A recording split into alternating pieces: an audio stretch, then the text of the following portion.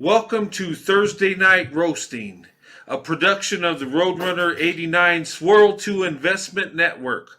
I hope you enjoy.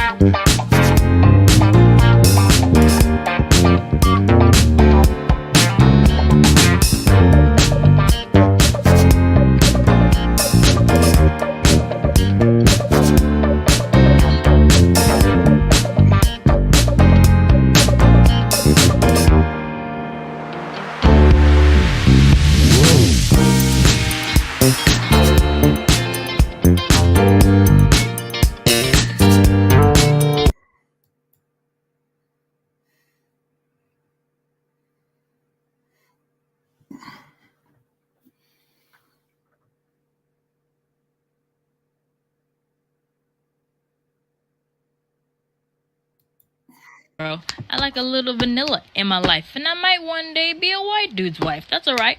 Yeah, I got a type. Some people don't like it, but the swirl is the hype. When I see a cute guy, I always gotta think, is he down with the brown? If he is, we about to link. And I ain't talking about the TikTok boys looking for clout, cause we can see right through the facade. Gross me out. I wonder, will he ever like me back? Imagine liking white boys when you're black, especially when you're from the south. The guys that like me are yeehaws with tobacco in their mouth. My celebrity crush, my little cinnamon bun.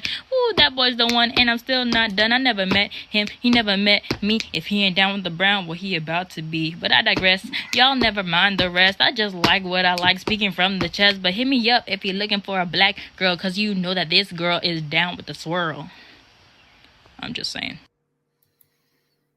All right, welcome to awesome video. Welcome to Thursday Night Roasting. Okay, tonight is a special roasting. Okay, tonight we're going to nominate members of the Beta Dumpling Gang. Okay, and these individuals are very beta. Um, they like to go in on women. They hate people that open up their options. They definitely don't like divestors or swirlers or anybody in the interracial relationship. They despise that. They're pro-black betas, and you know, and I'm going to go into this, and I think I'm going to add some names to the Beta Dumpling Gang. They're very much used to black male worship, where they're told they're the greatest thing ever, and they don't really want to compete. They want stuff handed to them, and like I said, they don't like divestors, interracial relationships, and a lot of times they'll go in and attack your family members. Um, you know, your parents or your wife or kids, they're sick. Okay, one of them I know does this. The other two, I don't know if they go in on people's families. I haven't seen it, but they definitely do get the nomination for the Beta Dumpling Gang. Okay, and there's betas all around, right? And what a beta is someone that don't take control like a man's supposed to, doesn't provide or protect, depends on the woman to come in 50-50 or 70-30, or just give them a couch and a hot plate, and maybe, because they might be from single parent homes where their fathers, took advantage of the black woman, and the cycle kind of repeats itself. And I think what's going on a lot of times in the so-called black community with a lot of these betas is they haven't had much male influence. They haven't had men around. So they kind of take off feminine traits and they will fight a woman. We've seen many videos of this. There was a guy that got shot because he punched a woman in the face a couple times, and her son, took matters in his own hands, so to say. And, a life tragically is gone. But you don't touch women. In certain states, you need to be careful. If you're going to haul off and just hit somebody, you might get shot. And the stand your ground laws protects that. Because if you assault somebody and they shoot you down, some states they'll be questioned a little bit and be home in time for dinner while you're, being 6 feet under. But anyway, sorry I'm late on the comments. There's a video I want to upload. Gosh, I was in such a hurry. I wanted to show this. I want to do a reaction on it. But anyway, let me see if I can find it here. I might have to do a little YouTube thing.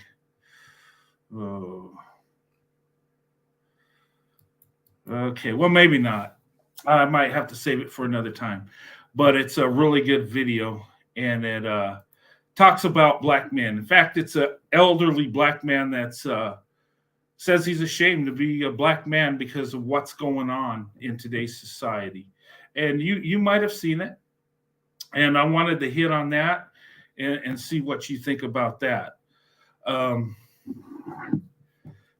just need to find it here, and then I could probably, while I'm showing, we'll get there. Okay, first contestant. All right, for the Beta Dumpling Gang. Okay, and these are guys that have gone in on me on a certain thing, and I'm just returning the favor. I'm making them YouTube famous, you might say. They like to tag me, use my name. A lot of them, I guess they think they're going to use my name to get some views or whatever. These are struggle channels. These are channels that aren't real popular. They have their following, and I'm not going in on anybody that's not popular. There's many channels a lot more popular than mine.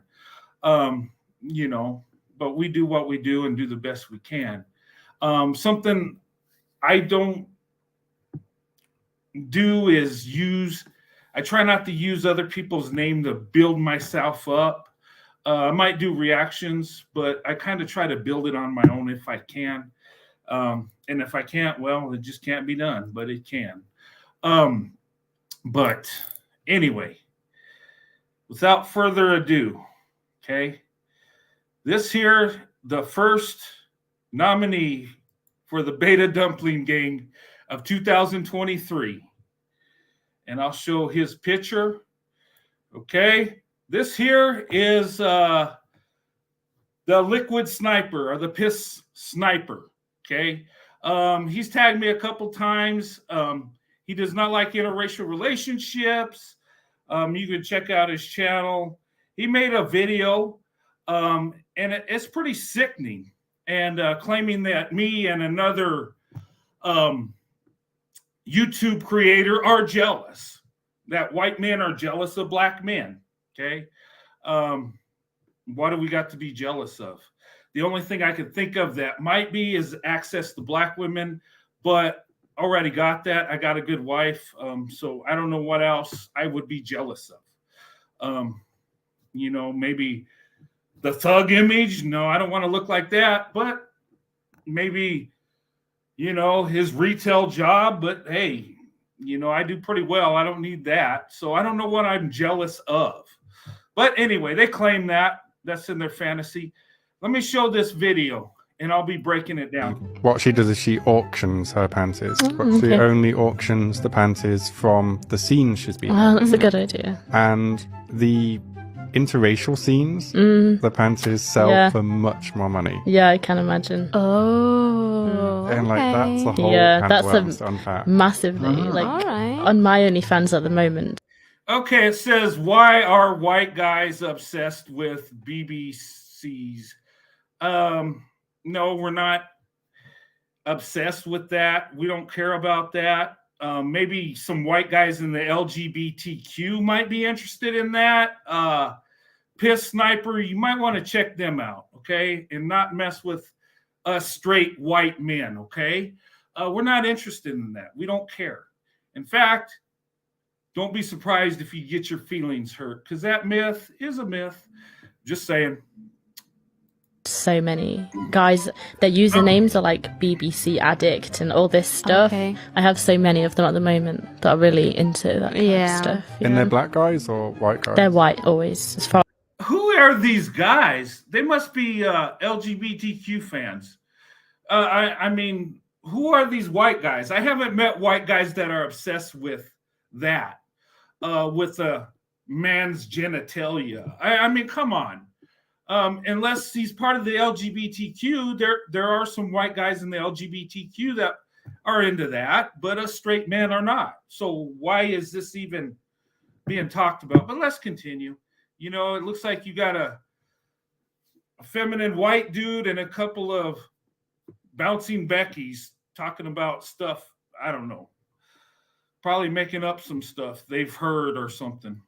I wasn't aware. Really? Yeah. I can never work out if this is like a racist thing, if you're like that. Like, No, they worship, like, they think black guys and Like stuff better than are them. better than them. Yeah, it's another humiliation thing for white guys. Do you yeah. think there's some truth? Who thinks they're better? Like serious. I don't think any man's better than me, regardless of their race. We all have our strengths and weaknesses. I don't worship a man.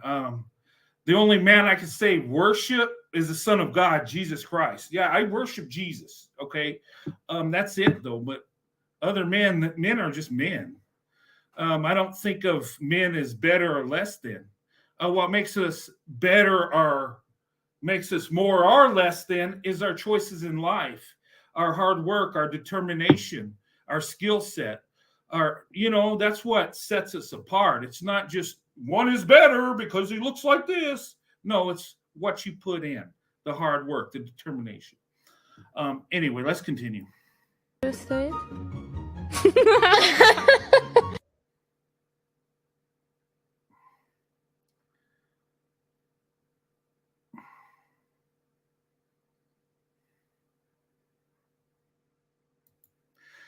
Okay, look at this. This is totally disgusting. You got white women here, bunch of dumb Beckys, kissing this dude's feet. Now, why would you show a video like this? Look, I don't care who you want to date or whoever or what you think is right or wrong, but this is totally disgusting. No one should humiliate another person, okay?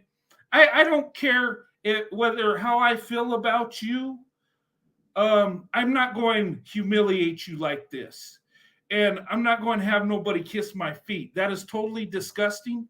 And I think these guys that he's showing as part of the Hebrew Israelites, because one guy's walking around with a Bible, you'll see, and having these women kiss their feet. And these dumbass Beckys are doing this. I don't understand it. Why would you humiliate yourself like this?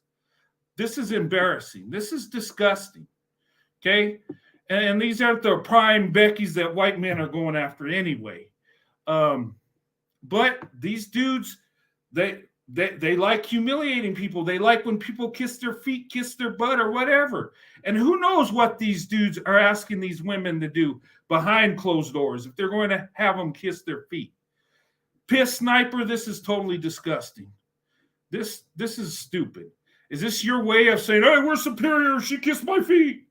You're stupid.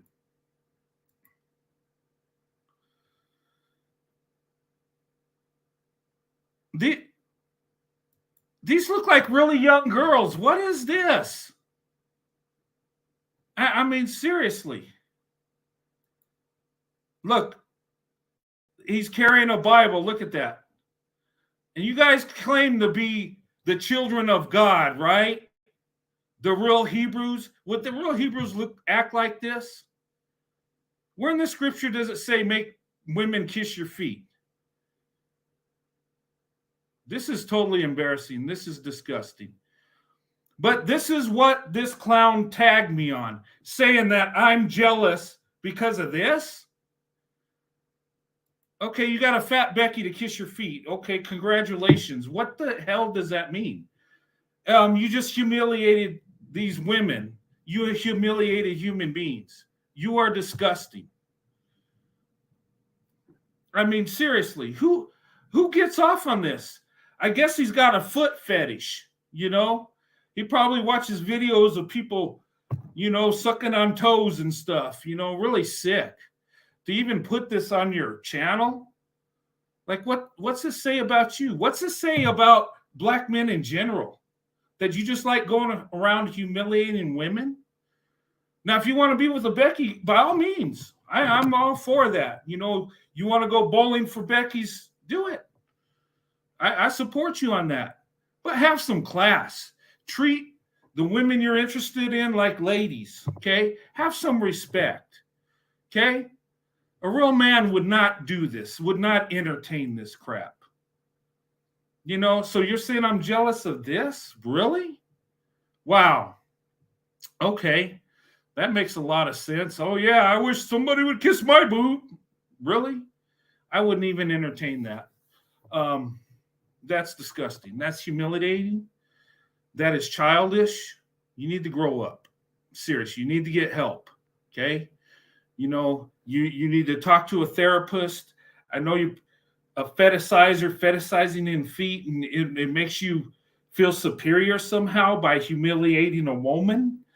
You need to get help. Seriously. All funniness behind, you need help. You need seriously help. But congratulations. You are a member of the Beta Dumpling Gang. So, you know, let's get a round of applause to Kool-Aid drinking piss sniper. Okay.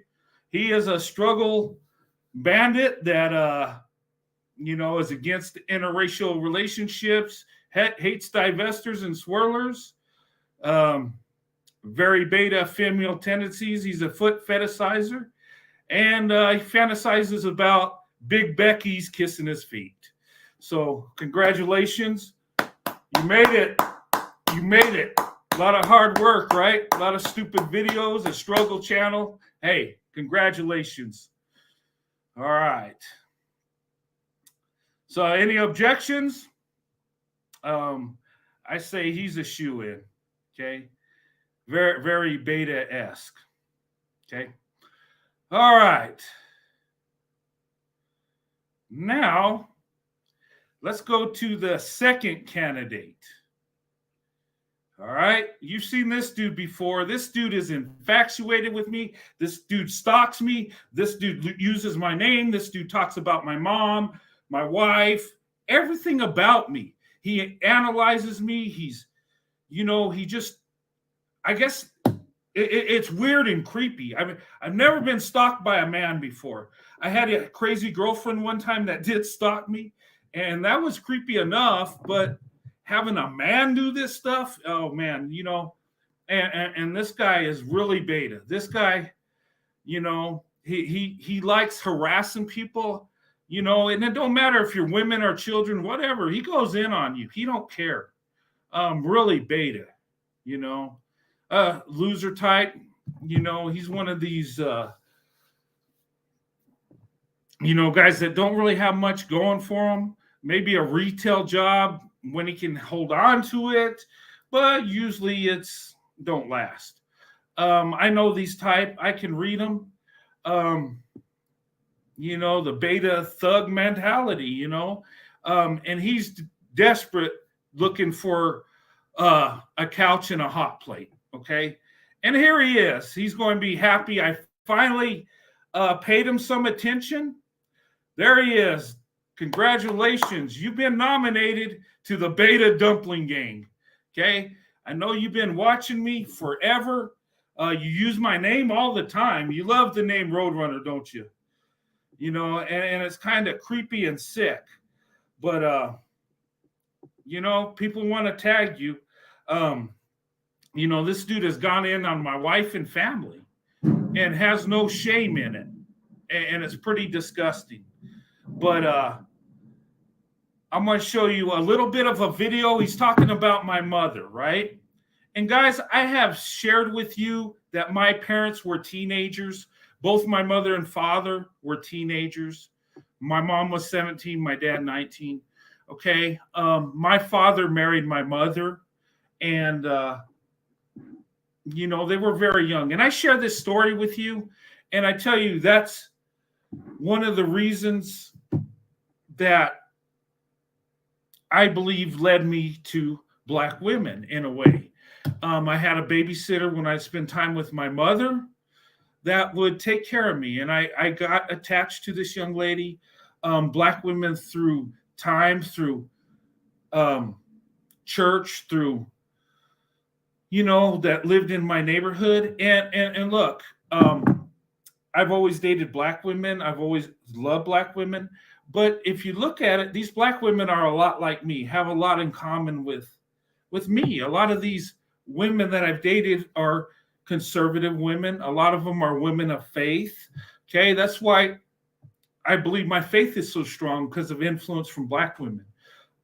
And that's special to me. I embrace that. It's a beautiful thing. And, through events, I got to see the truth of Black women. Okay. He wants to make it sound like a desperate thing. It wasn't that at all. I just seen the beauty and love of Black women that I haven't seen in any other group of women. Okay. And I'm being honest. And look, I'm a man of faith. I'm conservative, and Black women that I'm around are mostly like that. Okay.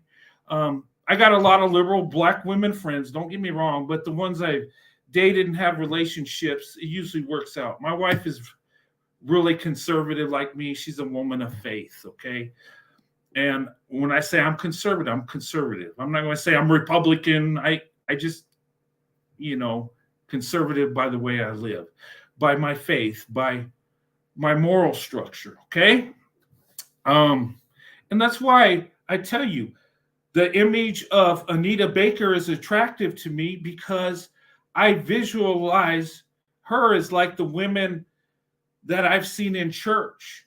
She seems to fit that image. Now, I don't know how Anita Baker is or whatever, but that image is how I see Black women, the Black women I've been around, the women of faith, and that's attractive to me. And then the Cosby Show, you remember Claire Huxtable. I used to have fantasies, and I know what you're saying. This ain't no sexual weird thing. When I say fantasies, I had a fantasy of marrying a Black woman that was like her, that's educated, supportive, beautiful, that a wife that would love me, that was my fantasy. And I'm living my fantasy right now. I got a good wife that loves me, that fits that image. Okay. And, but anyway, let me show you some of the stuff, the little video he showed, okay, using my name, talking about my story that he knows nothing about, and twisting it to where it's something weird and creepy. Okay.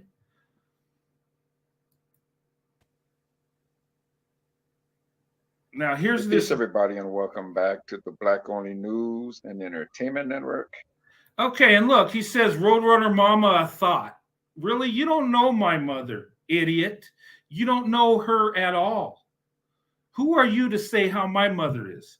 I don't talk about your mother. I talk about you like a man is supposed to do. Okay? We go in on each other, not each other's moms or wives or kids. I don't play that stupid beta game that you play. You remember the guy, there was a couple of clowns, Roadrunner and Vincent LeBeau. Well, the other night, Roadrunner was doing a live stream, and during that live stream, he confessed to the people in his chat that his mama abandoned him when he was born.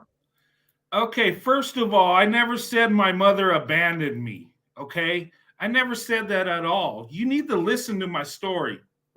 What I said is my mom let my dad have me and raise me, okay? Before my mother left and went about her life and I was raised by my dad, she was married to my father, okay? They were husband and wife. All right? So before you start talking, shut up and freaking listen, okay?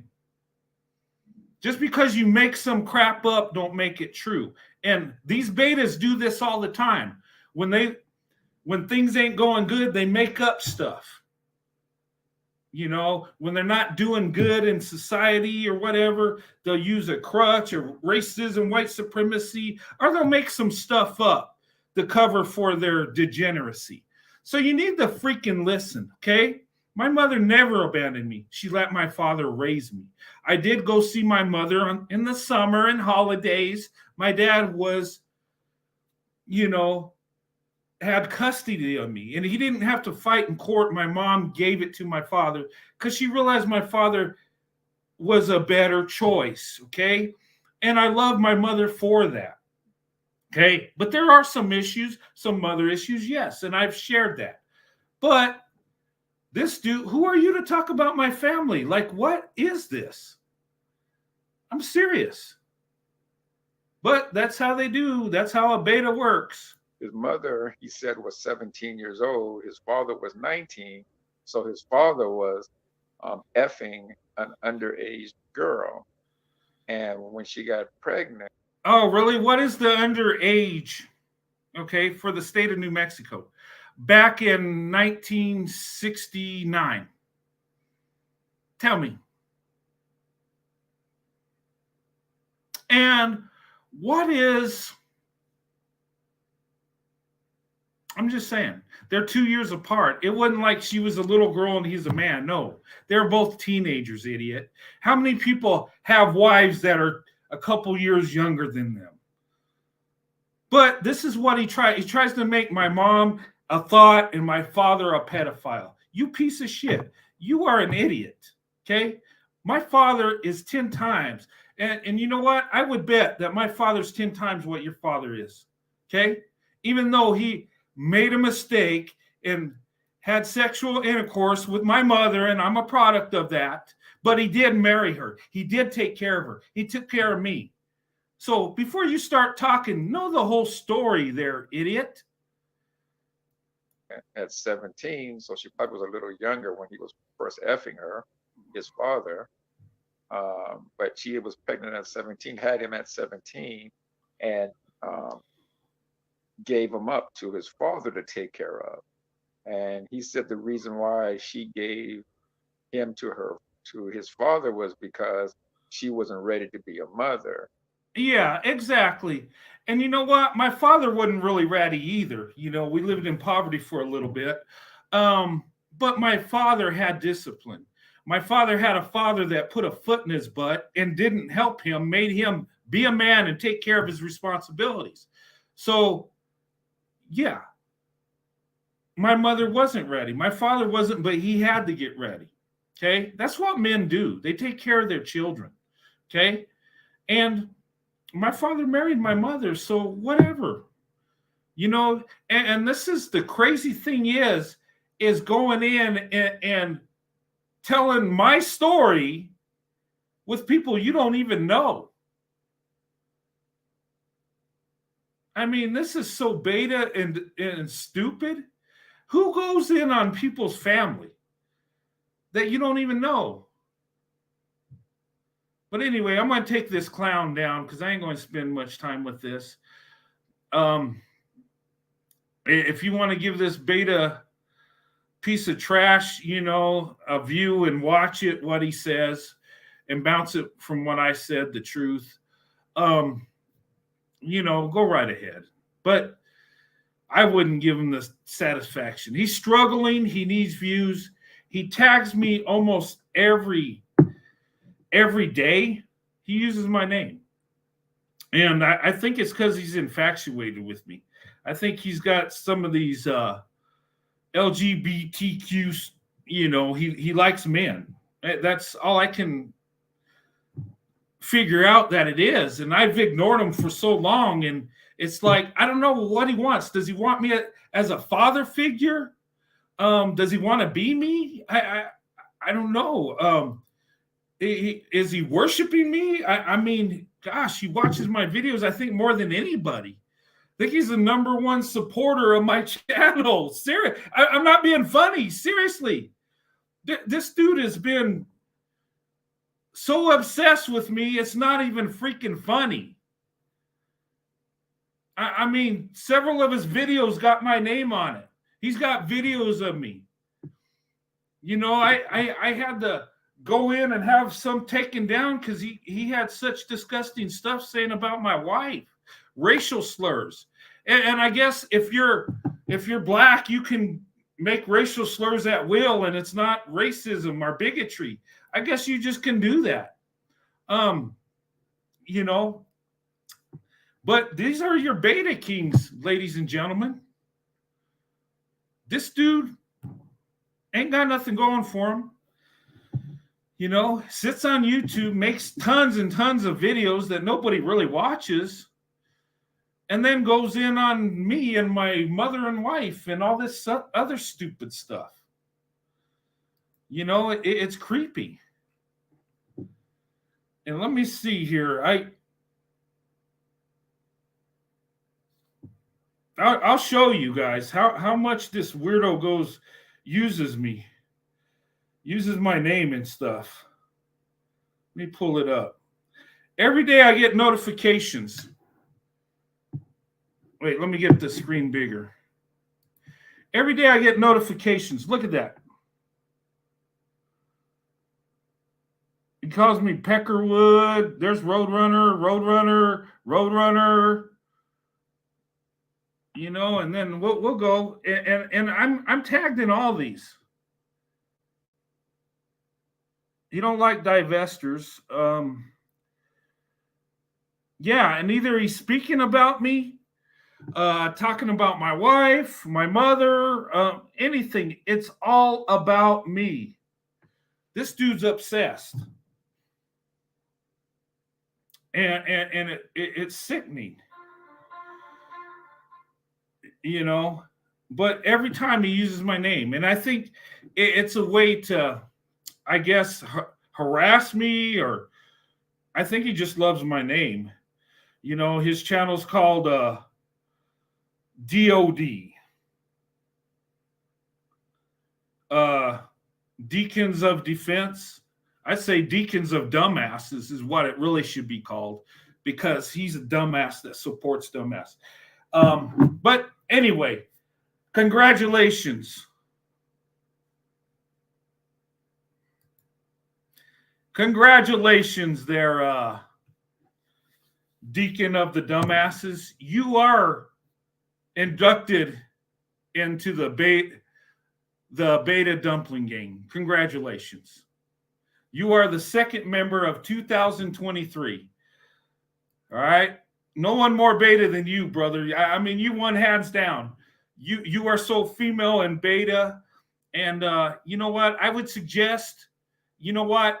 I know you're looking for a couch and a hot plate out there. You know, and it's summertime. It's still warm. You still got time. But what I would suggest, get your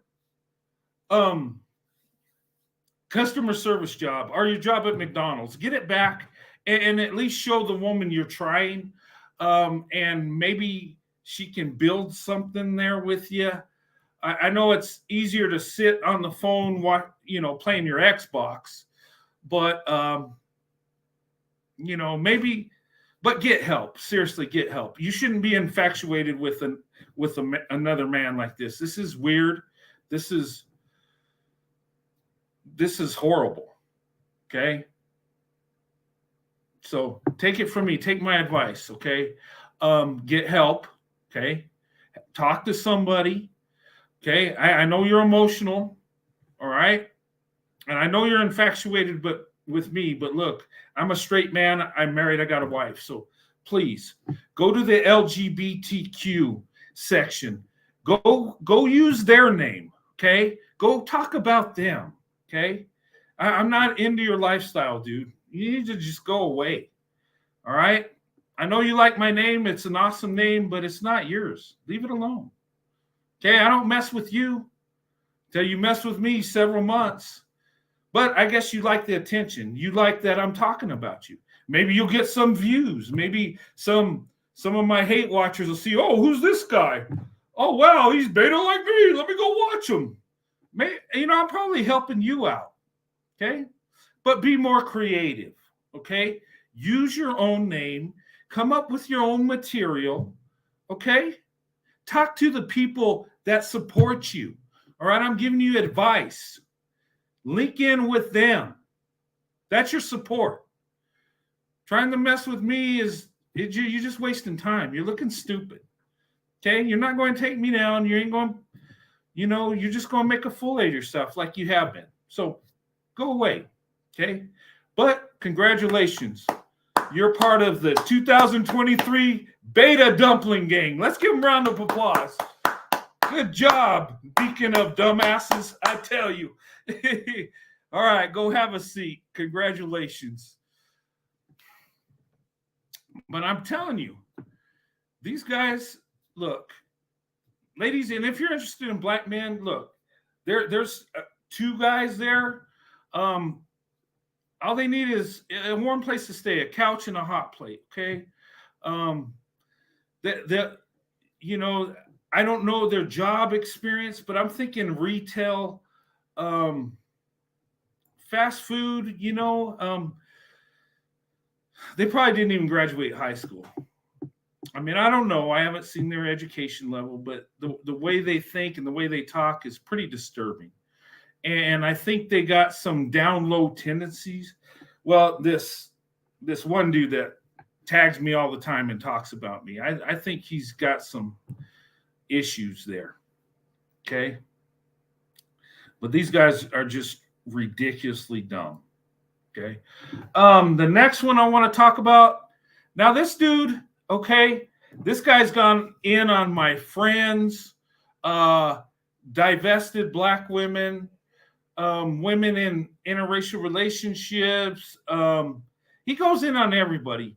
I don't know what he looks like. Nobody does. He don't even have an avatar. Okay. He just has a black screen that he shows and just talks. He makes fun of how people look and stuff, but he never shows his face. And look, I get it.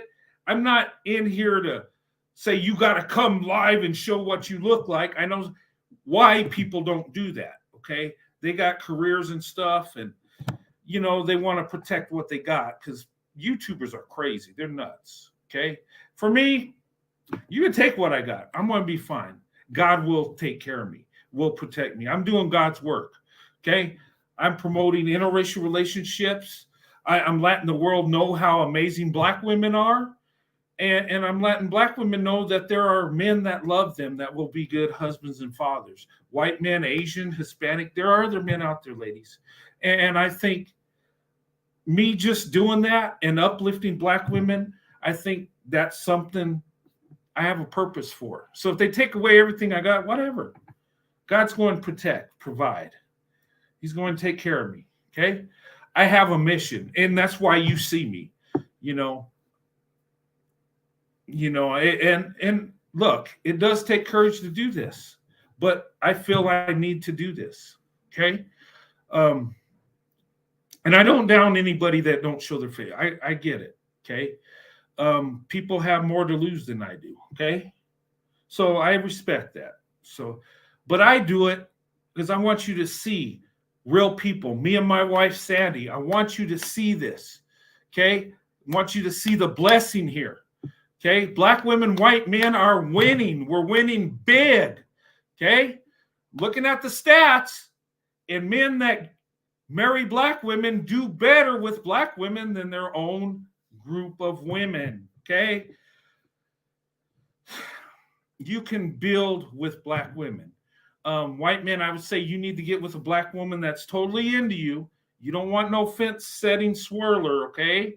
You don't want a black male worshiping black woman because your relationship ain't gonna work, okay? She's got to be all in, and you got to be all in. All right? You got to be ready for this. You're going to get attacked. And look, I've had to forsake family and friends for black women, and I'll do it in a heartbeat. I will forsake my whole family. That's how much I love black women. That's how much I'm invested. My wife is a black woman. I'm invested all the way. And if I feel you are a threat to my wife, to black women, I will cut you off. I will forsake you. And even if I'm wrong, better safe than sorry. I take it serious. And this is not a channel where we hook up and, get together and have, quick hookups. Okay. This is a channel where we promote investment, swirl to investment, loving black women the right way with all your heart. Okay. This ain't a swirl to lust channel. This is a swirl to investment channel. This ain't a hookup channel. This is a channel to prepare, for interracial relationships, for marriage. When your heart's all in, you're welcome here. Okay. And I welcome people that aren't in an interracial relationship. If you support us and you're an ally, you're welcome here. Okay. I appreciate the support, and I love you for it. Right? I really do. I appreciate that. I appreciate the support I get, that my wife gets. Okay? I do. That means a lot to me. And what do I get out of this? Let me tell you what I get out of this. I get love. I get friendships. I've met so many people, black women. I've met some white men and Hispanic, couple Asian dudes. And I've developed friendships with these people that are in interracial relationships or that support it. Okay? That is a blessing. And then when I get emails or black women say, thank you for what you do. Thank you for uplifting us. Thank you for your kind words. That means a lot. That I love that. And that keeps me going. Some people say, well, he's in there trying to get a bag off black women. What bag am I getting? I don't make a lot of money doing this. And whatever money I do, I empty out the bag back to black women. I support divestment channels, a couple BWE channels, and I do send them money. I do. Okay. And some of the channels, they don't even know who I am, but I do that because I believe in what they're doing. I believe in supporting black women. I believe in blessing black women. I do.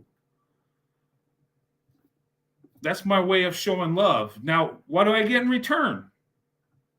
Knowing that it makes them happy, knowing that it's helping them, knowing that it helped them be more successful. That's what I get out of it. And then I get some kind words, and it's a beautiful thing. Okay? And this needs to be said. We need to tell the truth about black women, about interracial relationships. Okay? And I go in on these black dudes. Does that mean I hate black men? No, it doesn't. Not at all. I love black people altogether. But what I don't like is how some of these black men are treating black women and have been for years. I do not like the pimp and play culture. That's destructive. That's taking advantage of women. I want to be around men that want to be husbands and fathers. Okay? Being a pimp and player, where does it get you? Where does that body count get you? Exploiting black women, where does that get you? It's going to get you a curse. Okay? And I'm telling you, the way things are going, You know, how you treat black women is how you're going to end up. And I do believe that. And it's not just black men I'm talking to, white men too. Be careful what you do. Black women are a blessing from God. They're beautiful. They have a big heart. Okay? They're very nurturing. They're spiritual. When a black woman loves you, you know it. It's a love that comes from God. So you need to respect that. You need to embrace that. And if you're not into black women, that's fine, but leave them alone. They're not there to be exploited or see what it's like to be with them. Okay? Black women are sacred. Black women's bodies are sacred. Okay? And I know some people think I'm a little too conservative with this. Oh, black women's bodies are beautiful. Yes, they are. Okay? But that's her body. Okay? That's for her and her husband. It's not for the world to see. That's how I believe. Okay? And I'm not going in on people that are models and do this. Okay? That's my moral structure. You know, black women can do this. I'm not going to do this. I'm not going to show those images. I'm going to show beautiful professional images. Okay? That's me. And this ain't an attack on nobody. I'm just telling you how I am. Okay? And I'm hard right on this. Okay? And I'm trying to be a man of faith, and I cannot do that by being around certain images like that. Okay? And some people around in our spaces are into pornography. I can't be into that. Okay? That destroys the mind. That destroys relationships. Okay? Sexual desires within the marriage. That's how I believe, guys. That's how I live. Right? Do I have an attraction to women, black women? And do I have those desires? Yes, I'm a man. It's natural. But you do it within marriage. My eyes are on my wife, nobody else. Okay? That's what a marriage is. And hers on me. Okay? But I'm just telling you, that's how I believe. There's certain things I will not do or I will not entertain. Okay? And look, we could be cool all together forever. But if you're doing that, I'm going to have to let you go. If I have, and look, I've had to distance myself because of stuff like this. I've had to kick people off channels because there's been creepy men that come in, harassing black women, stalking them online and stuff. Okay? We got to be careful on YouTube. We don't know who we're dealing with. And ladies, let me tell you this too, and this is why I'm talking about this. I got beautiful black women that follow me, and I appreciate that. I love you, and I thank God for that. But listen, okay? Some of the ladies send me pictures and say, "Hey, do you think I'm attractive? Do you think white?" And these are beautiful women. Look, you don't need to do that. Okay, that's safe with me. I'm not going to show nobody, but you got weirdos that will show other people. Okay, you can't trust everybody on YouTube, guys. Seriously, there's too much crazy stuff going on. Okay, do not give pictures of yourself. Okay, unless you're really good friends but just because you like me and I sound good, you really don't know me. I'm just saying. Okay, I'm not creepy like that, but what I'm saying is, ladies, you're beautiful, okay? And another thing I want to say, too, before I get in the last candidate, is black women always ask me, is it true that white men like only slender women or women that meet a certain criteria? And I'm going to answer that, okay? And I answer it all the time. White men are men like any other men. We all have our preferences, okay? We find things that are beautiful that other men don't, okay? Some white men love the skinny, slender woman, okay? Some men like women with curves. And then some men like women that are plus size, okay? It's all a preference, okay? You don't have to be skinny and a supermodel to date white men. You don't. Put that out of your mind. I hate when I know you've been told that. You don't have to do that. There's some white men that want the perfect woman, you know, but there's men in all groups that are like that. But look, people swirl to investment. Skinny people, muscular people, fat people. Come on, we come in all sizes and shapes. And you know what? We love black women in all sizes and shapes. It depends on the man you're with, okay? I'm just saying. But I see black women getting married that are skinny, that are curvy, that are plus size, that are short, tall. Look, beauty's in the eye of the beholder. And us as white men, we don't think on the same collective level. We're different. Even my father, my brother, we're so different, it's not even funny. Okay? White men don't move on the collective. Maybe white men did back in the day. I don't know. But in today's world, we don't. We're pretty much individuals. Okay?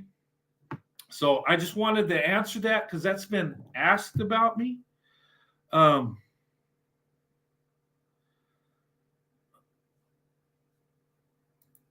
thick. White men, yeah.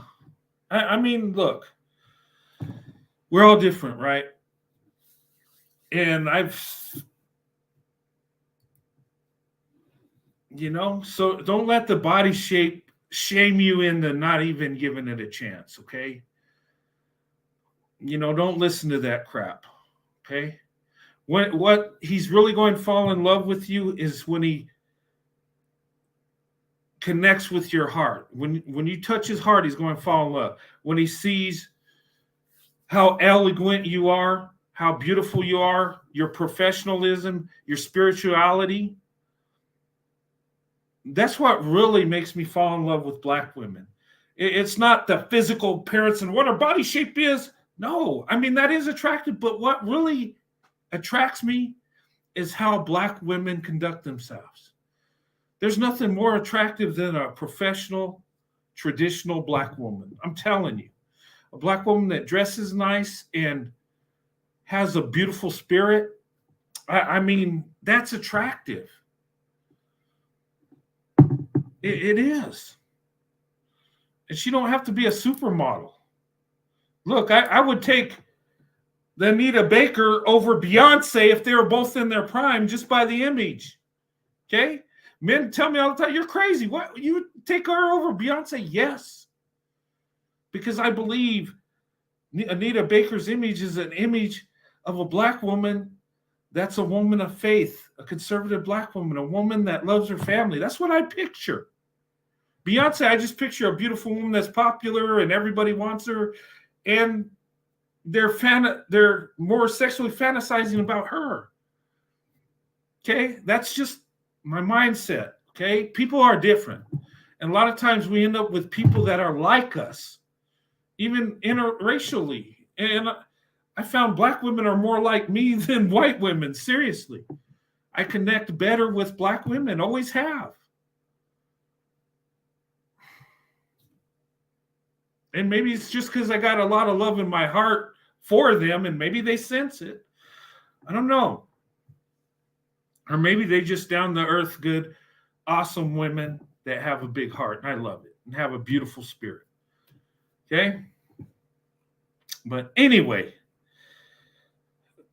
with that being said, all right, now this guy, this next nominee, all right, is one that has talked about me. He's got videos about me.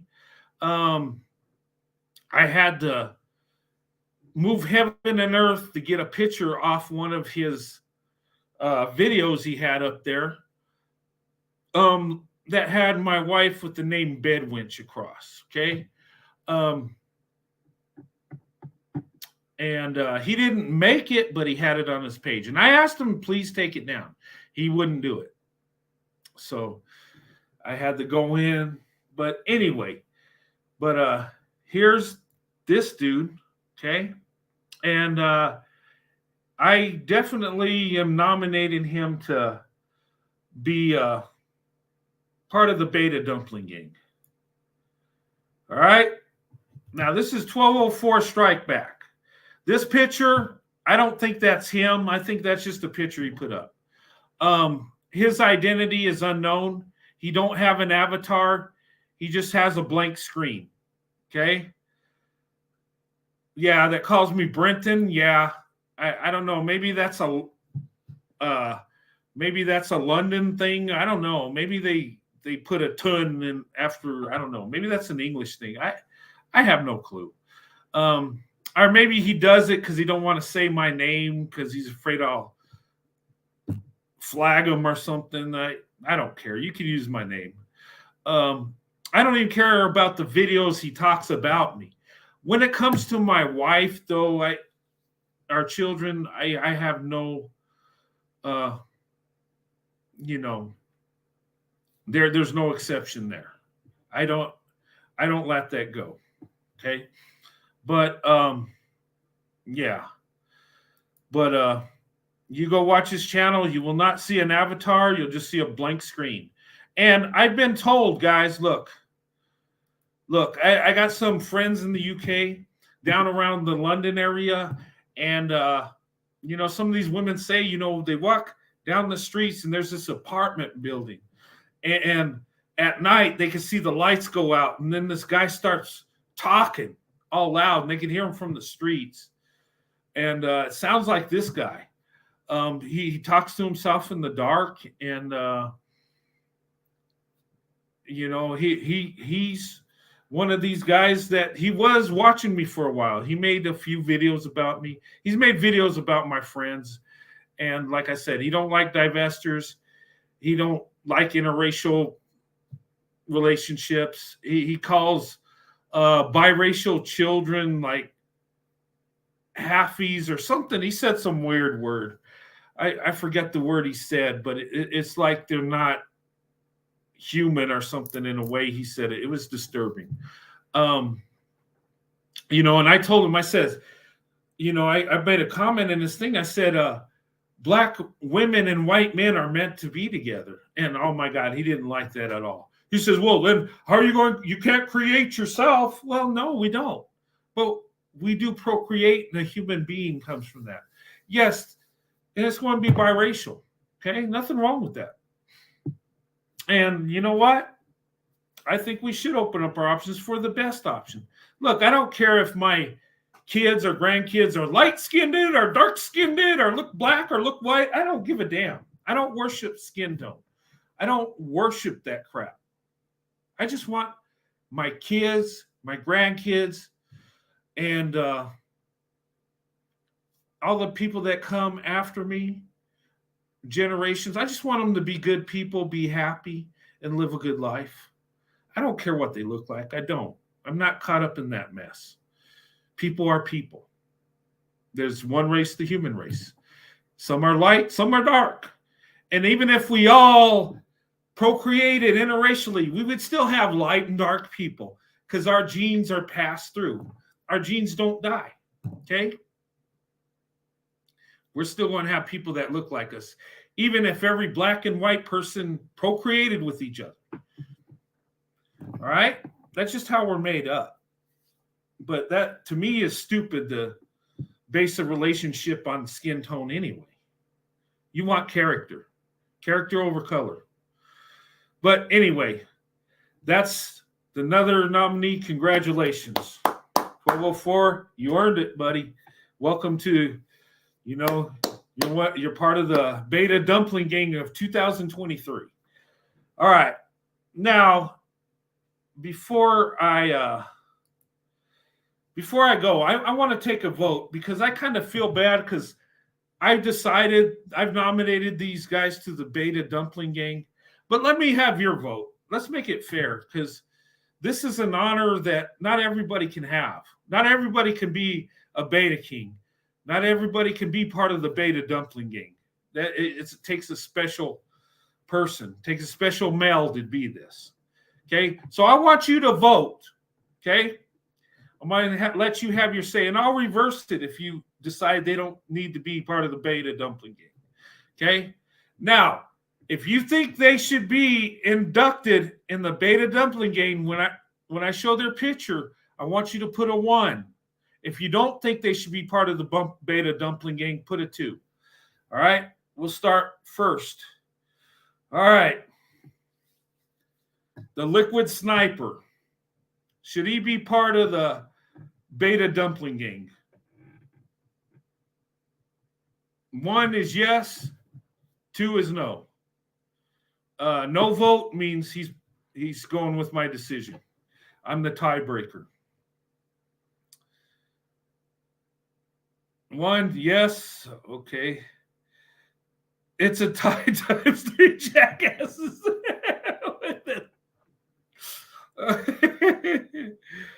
All right. Well, it looks like he's a shoe-in.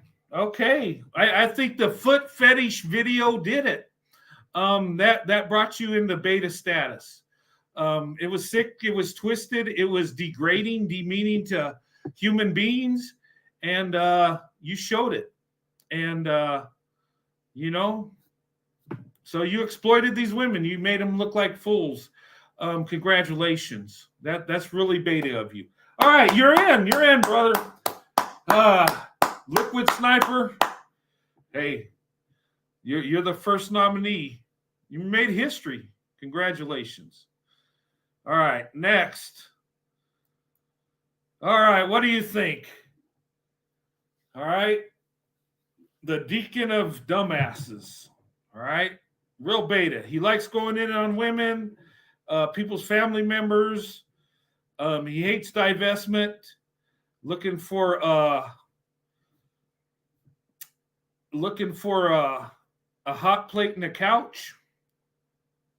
1, yes. Inducted in the beta dumpling gang. 2, no. Yeah, he's a stalker. He stalks me all the time. It's creepy. Hood booger with no wife. Yeah. I'd say hood booger. Maybe Okay. So congratulations, hood booger. Oh my, congratulations. You're in. You're the second nominee to the beta dumpling gang. Congratulations. All right. So, hey, 2 for 2. All right, next. All right, 204 strikes back. That picture, I don't think that's him, guys. Okay, that's just on his page. We don't know what he looks like, but he talks in the dark. He talks to himself. He's got a weird, goofy laugh. He likes to go in on people. Hates divestors. Hates interracial relationships. Biracial children. Can't stand them. Yeah, it's anonymous. It's unanimous. Congratulations. All right. Let me go ahead and remove this. And I want to thank my beta dumpling gang nominees. You are the beta dumpling gang. You've shown female tendencies. You've shown stalking traits. You've shown how you can humiliate human beings. Okay. And, maybe we could find someone that give you a couch and a hot plate. Okay. I don't know. I mean, Black women are waking up and they're becoming more successful by the day. So that hot plate and couch might be hard to come by. That's why I say go back to your fast food and retail jobs, because look, you got to at least show some progress. Maybe you can bamboozle some poor Black woman to feel sorry for you and speak a little life in you, and maybe you can be, maybe you can move from fries to work in the grill. I'm just saying. Or in your retail shop, maybe you can, instead of working the register, be a associate. I mean, hey, anything's possible. But I want to welcome you guys, the contestants. Okay, the beta dumpling gang is a new thing, And, I think I'll have other nominees. Okay. But to be in the beta dumpling game, you got to be feminine. You got to be a beta. Okay. And you got to prove yourself beta worthy. Okay. If you go in on women, that will help move you into the beta dumpling game. If you go into people's children, that too. If you can't stand up to men, that's another thing. So, and if you're disrespectful to people, human beings, and look, I love black women, and look, I'm in an interracial relationship. I consider this my community, right? But look, I don't go and attack white women because I love black women. I don't do that. I might make fun of them when they do dumb stuff, okay? But that's it. I don't put it in their face that I love black women. They already know that. They know how I treat my wife, So, I give them respect. I don't go in on other men's channels. I don't go in on black men that are with white women. I don't care. That's their business. Okay. If they have a relationship with each other and they accept each other, that's their business. That's their right. I respect that. It's called being a man. It's called being respectful. Okay. I don't try to control people's lives that look like me. That is the dumbest crap ever. If Becky wants to run the Tyrone and if they want to go in droves, hey, go. I'll say a prayer for you and hope it works out. Okay? I still love you. Becky, still love you. Okay? I don't want to date you or marry you, but I still have love for you. Okay? You've given birth to me. And, you've supported me and my wife, and I love you and appreciate that. Some of you angry Karens have tried to stop our relationship, but hey, but I do not go in on other people in their relationships. That is not right. That is weak. That is beta-esque. And if you have to uplift your image by attacking a couple out there that love each other, you are sick, twisted, and disgusting. All right, straight up. Okay, so you that keep tagging my name, go right ahead if it makes you happy. But, get a life, get some help, get some therapy. You shouldn't be infatuated with a man like that. I'm just saying. Okay, I know you like my name. I know you're infatuated with me. You're probably a little jealous. The liquid sniper says that white men are jealous of black men. Okay, go ahead and believe that. But for what? I can't see anything that a black man has that I want. I already have my wife. Maybe when I was dating, maybe I, in competition mode for the black woman, maybe there's some feelings there, but and that's the thing, guys. If you're interested in dating black women, there are black women that love you and will appreciate you. If you're a white man, Asian, they're out there. They appreciate that you work hard for them, you show them love. And ladies, there are a lot of white men and other non-black men that will love you, that will protect you and provide for you. And here's how you know if a man loves you. If he does something for you, he gives you something and don't accept nothing in return. When he just wants to see you be happy and he wants to uplift you, and that's his satisfaction, just seeing you happy, that's true love. Okay? That's true love. Someone that does something or gives you something, wants something back, that's not true love. That just means, hey, I did this for you, you do this for me. Okay? But someone that pours out their heart, does something for you, gives you something, and what they want out of you is just you to be happy, that means they love you. Okay? All right? And do not accept nothing from no men. If there's red flags, they're probably not the right one. Okay. Don't get in that habit. And look, I've been there. When I was dating, there were a couple women that I shouldn't have dated, but I let those red flags go. Why? Because I wanted that relationship. I was into them and I excused it. I excused it away. Oh, well, yeah, that's not right. But she's doing this good here. Don't get caught up in that, ladies. You're too valuable for that. Okay. You are the prize. You're the beautiful one. Okay. And there is a fight for Black women right now. Okay. Black women, you are very much desired. Okay. Some men desire you sexually and because of how you look, they lust after you. And then there are men that desire you because they see you as a beautiful woman that has a good heart, that they want to have a relationship with. They want you to be their wife. Okay. Be careful. All right. There is a spiritual fight for Black women. There really is. Think about it. You got Black men out there tearing Black women down. You got white men coming out of the woodwork saying how much they love Black women. And you got Asians doing it. You got Hispanic men. Look, there's something going on here. Okay. And there's a fight for you, ladies.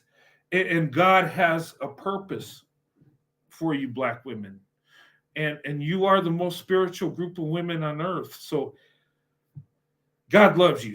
But the devil wants to destroy you too. Okay. I don't mean to make this a religious show, but what I'm saying is there's a fight for you, Black women. Everybody wants you either to exploit you, to lust after you, or to love you. Okay. Some men love you so much they just want to do stuff for you. They just want you to be happy. I was buying my wife gifts and doing all kinds of stuff when we were first dating. And we didn't have no intimacy or none of that. That came way later. Okay. I loved my wife with all my heart before I even touched her. Okay. That's true love. I just loved being around her, just her company. I was so in love. Now, when the intimacy came, it was beautiful. We did it the right way. But, a man loves you. He just wants to be with you. What he wants out of you is your company, your love. He wants to be part of your life. Now, the man that wants to jump in bed with you, and he's just lusting after you. Okay? I'm telling you, there is a spiritual fight for Black women. And us as men, we're either going to be blessed or cursed how we treat Black women. Okay? And ladies, don't think just because you're with a white man, it's going to be all perfect. Okay? There is white dust too. Dust comes in all colors.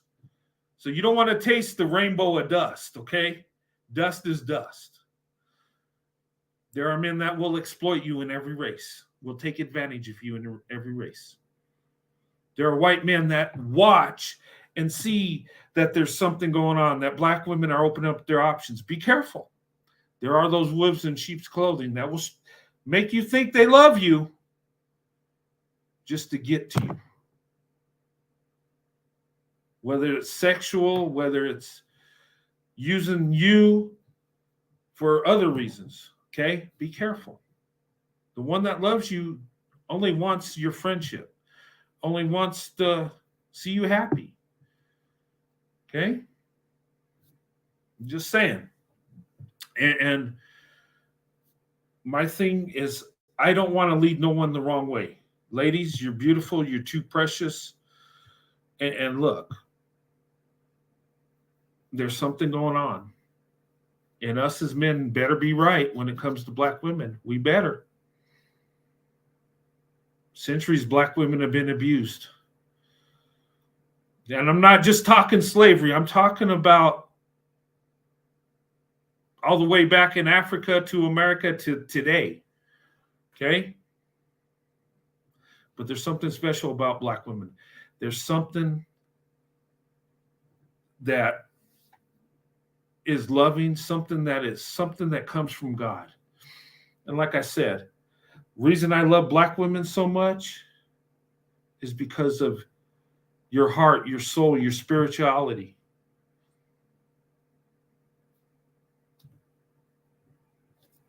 You know? And is a black woman's body beautiful? Yes. Is it desirable? Yes. Do we as men have desire for black women? Yes, it's natural. Okay, but we do it the right way. We do it within marriage. That's the way it should be done. I know most people don't do that, but they should. Just because the majority ain't doing it don't mean we shouldn't do it. We do what's right, not what the crowd thinks is right. Okay? And I know this is a roasting show and I'm talking about relationships and stuff, but I need to. And I want you ladies to know that there are men that love you. Give them a chance. But then again, be careful too. Don't excuse any type of behavior. Okay? And what I mean, if he makes a mistake, because we are human, okay? You can't expect him to be perfect. But if he's doing some weird off the wall stuff, don't excuse it. Okay?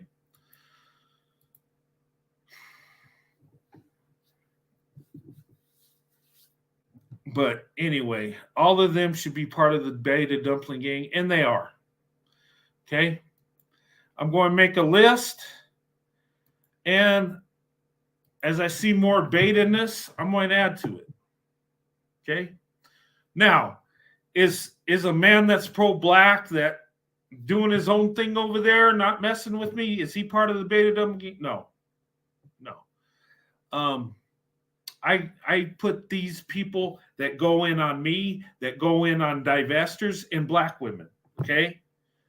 If they step that line, then that's when I roast. Okay? But anyway. Oh, hey there, pro-white leadership. How's it going? Hi, everything is going good. Oh, it's good to see you. Yeah, I think, we need the Beta Dumpling gang. We need to honor these guys for their baitiness, for their female traits, for their. Well, you already know what I do on my channel. I'm gonna have a live in a couple of days. I just been a little occupied, but I have a different. I put them on a special chart. I think you know what that chart is. Yeah. Well, I'm starting the Beta Dumpling gang because. Yeah.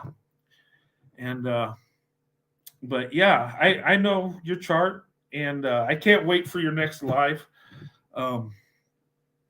But I kind of got this idea from you because you put like your chart. I'm going to have the Beta Dumpling list, and I'm going to write down the date they were inducted, and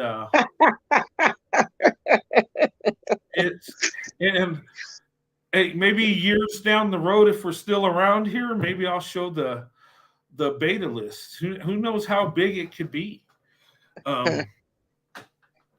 Well, I just call it the inferior male spectrum. That's what I call it.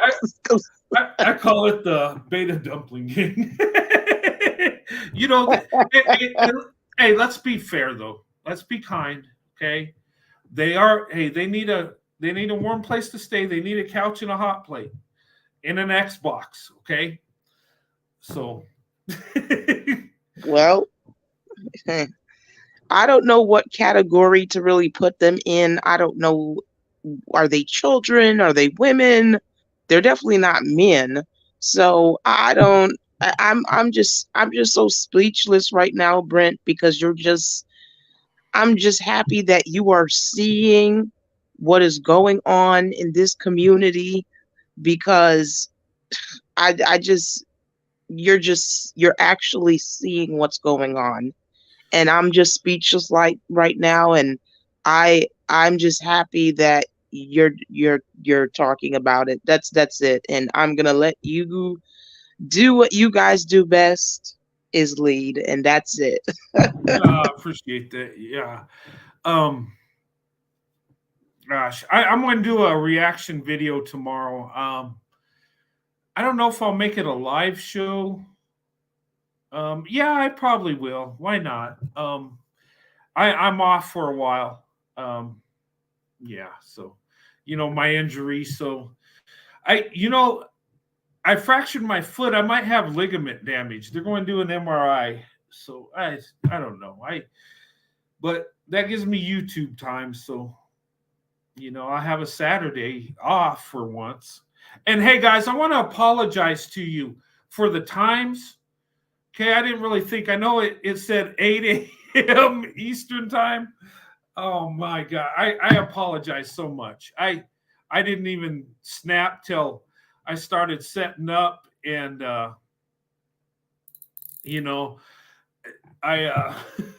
then I realized, oh no, because someone said, you're super late for your own live stream.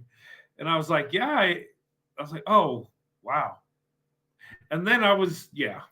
But anyway, I'm glad I was able to do it earlier than usual. So people can go out and enjoy the weekend. I know it's Thursday. Some people got to go to work in the morning. I don't, thank God. No, I love my job, but I can't do it because of my injury right now. So, I'm just doing they had me on light duty. Now workman's comp's coming in, and now I might have more problems. So now that my light duty, they've taken away and putting me on,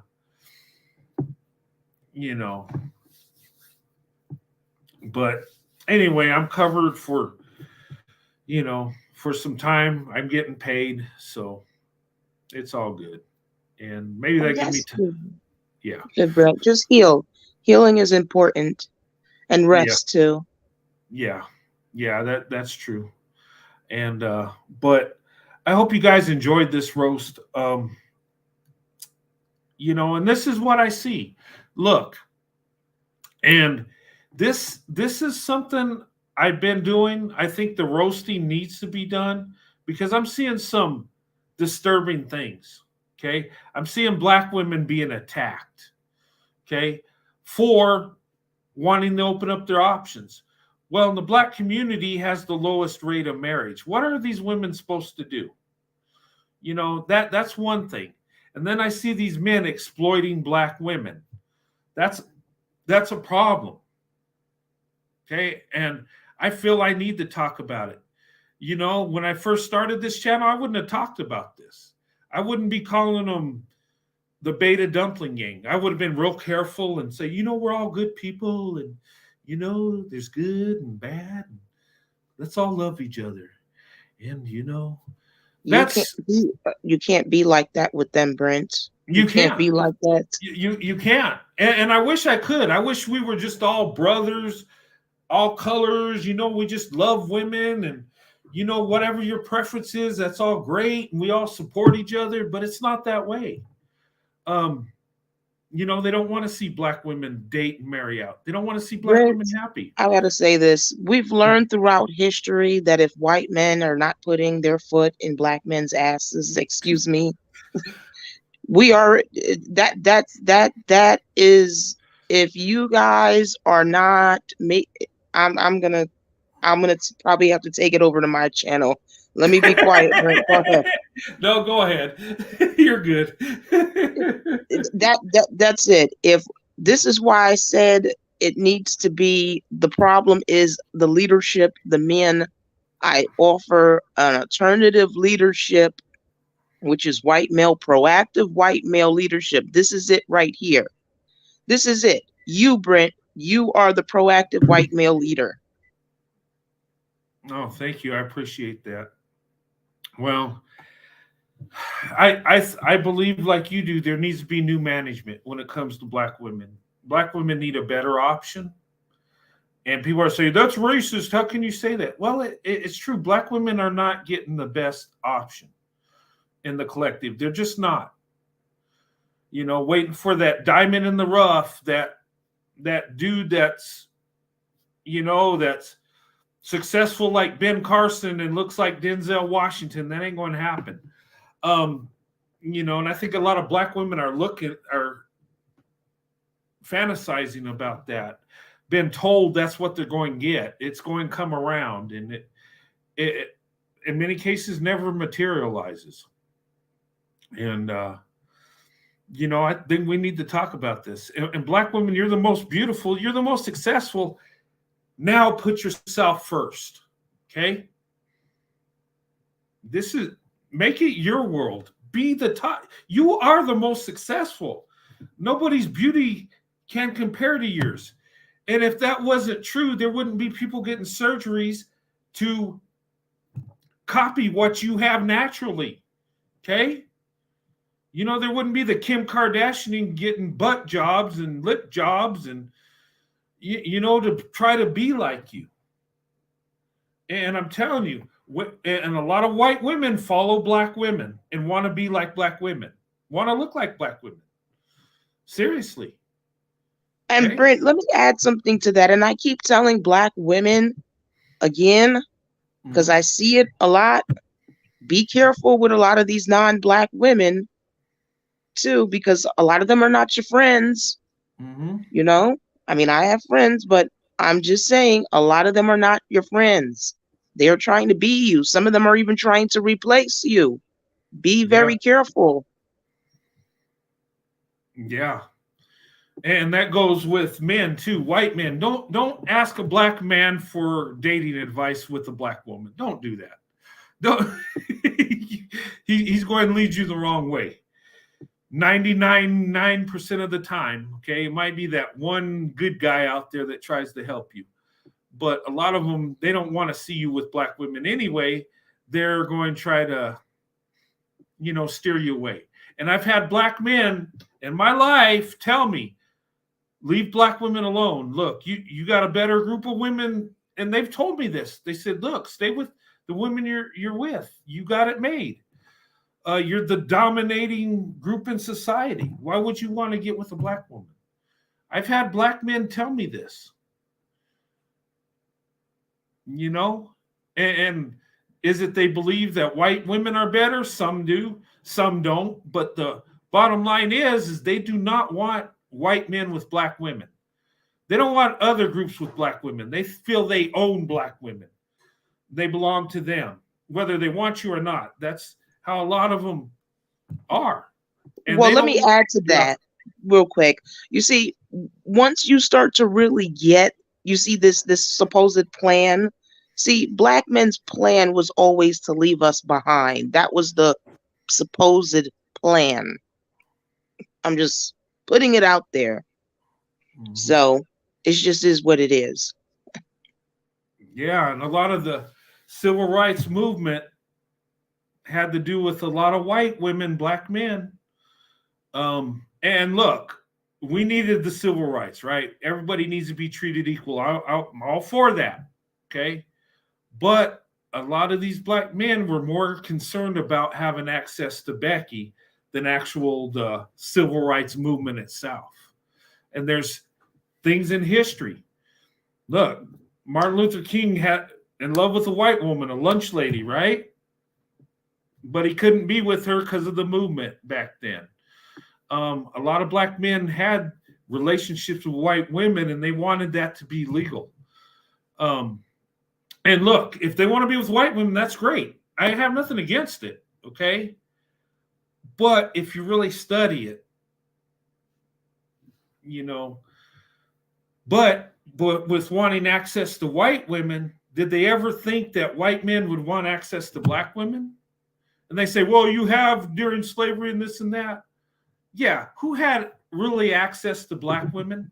Rich white men. The plantation owner had access, but the common white guy did not. In fact, he wasn't allowed to, okay? And even through time when rich white men had relationships with black women and families, these were wealthy white men. This wasn't the common Joe white guy that could do this. Okay?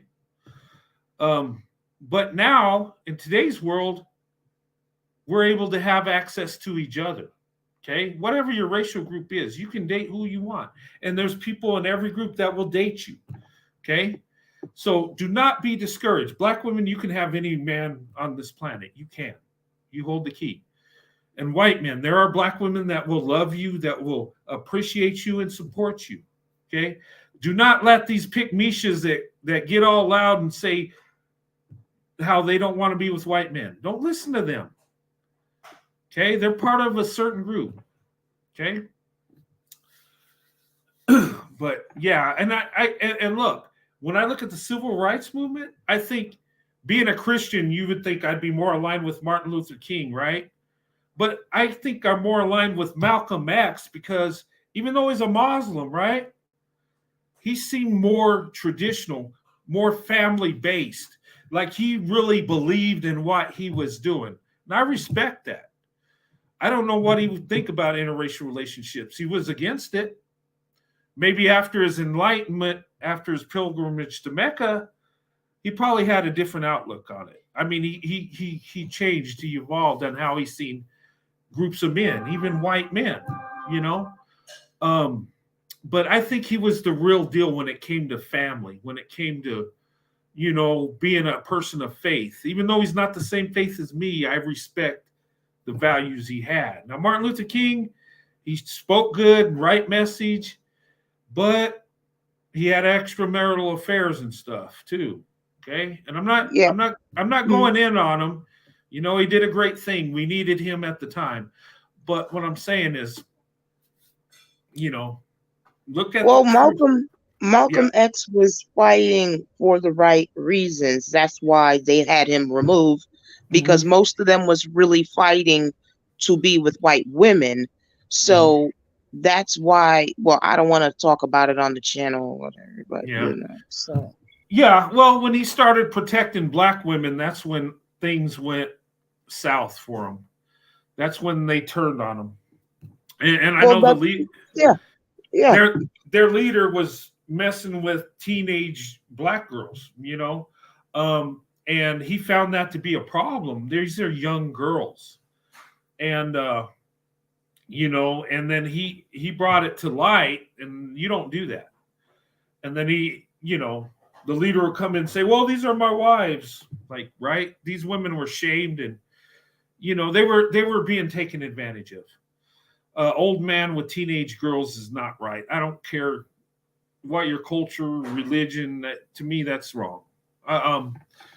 But anyway, I'm not going to get all into that. That's not really what the show, but hey, we could drift all night. I'm doing my Tokyo Adrift, you know. But Anonymous, I see you. You need to connect your devices. Hello? Yeah, I can't let you up till your device is connected. All right, we have Anonymous coming up. I don't recognize the name, so I'll have my hand on the kill switch in case they try something crazy. Anonymous, make sure your audio is hooked up. And your camera feature, if you don't want to show your face, make sure your avatar's on. Yeah. Well, anyway, someone's trying to come up, but their device ain't connected. So they're in backstage right now. Milk Dud. Somebody said Milk Dud. Okay. Look back at your chat. Okay, what happened? All right. Well, we had somebody try to come up, but they yeah.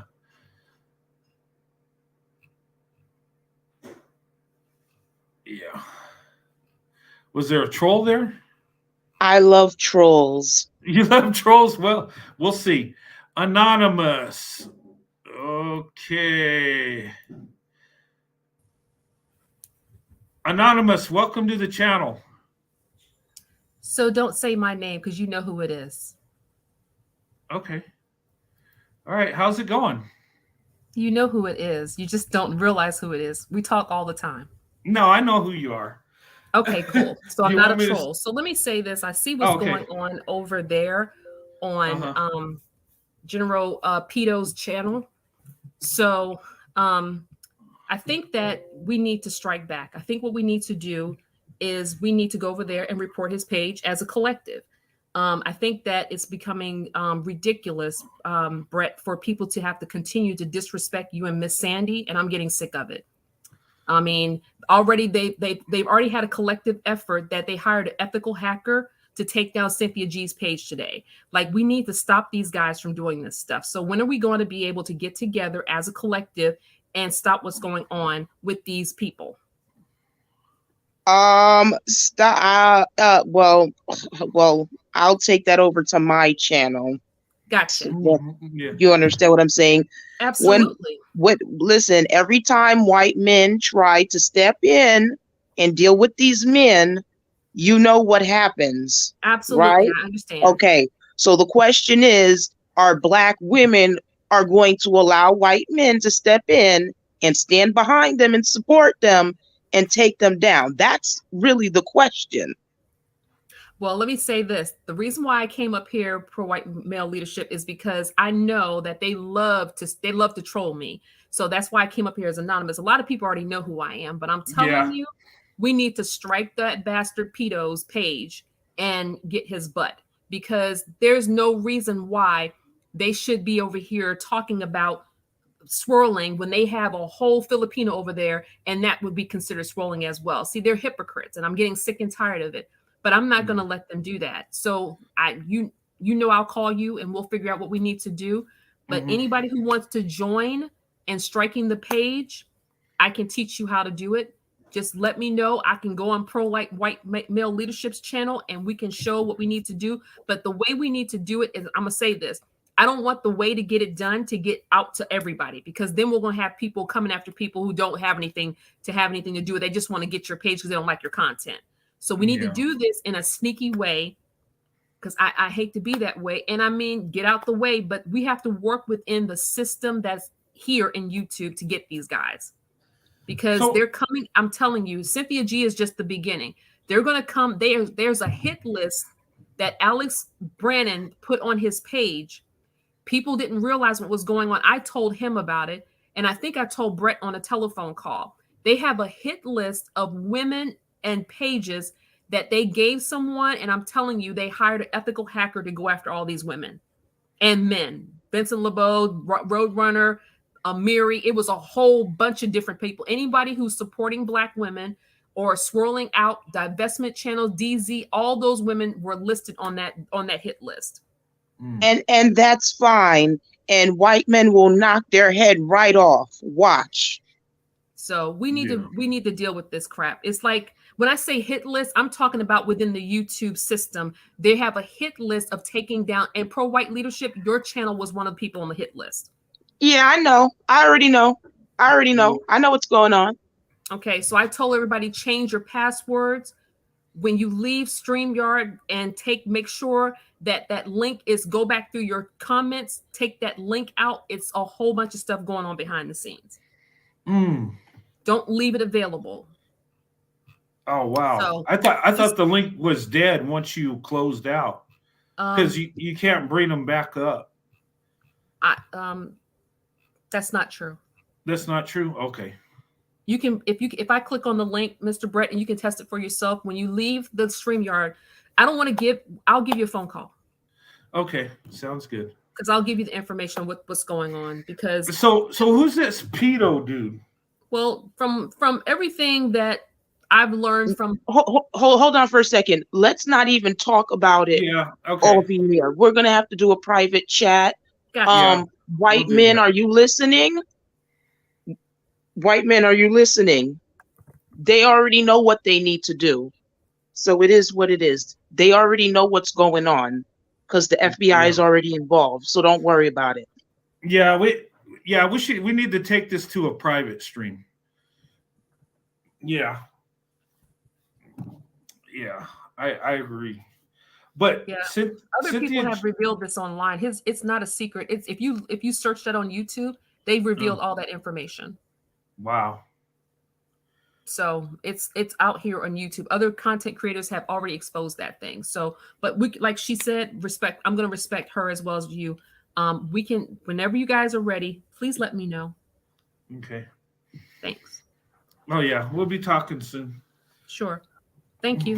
Good night. Yeah, thanks No for coming problem. up. All right. Well, wow.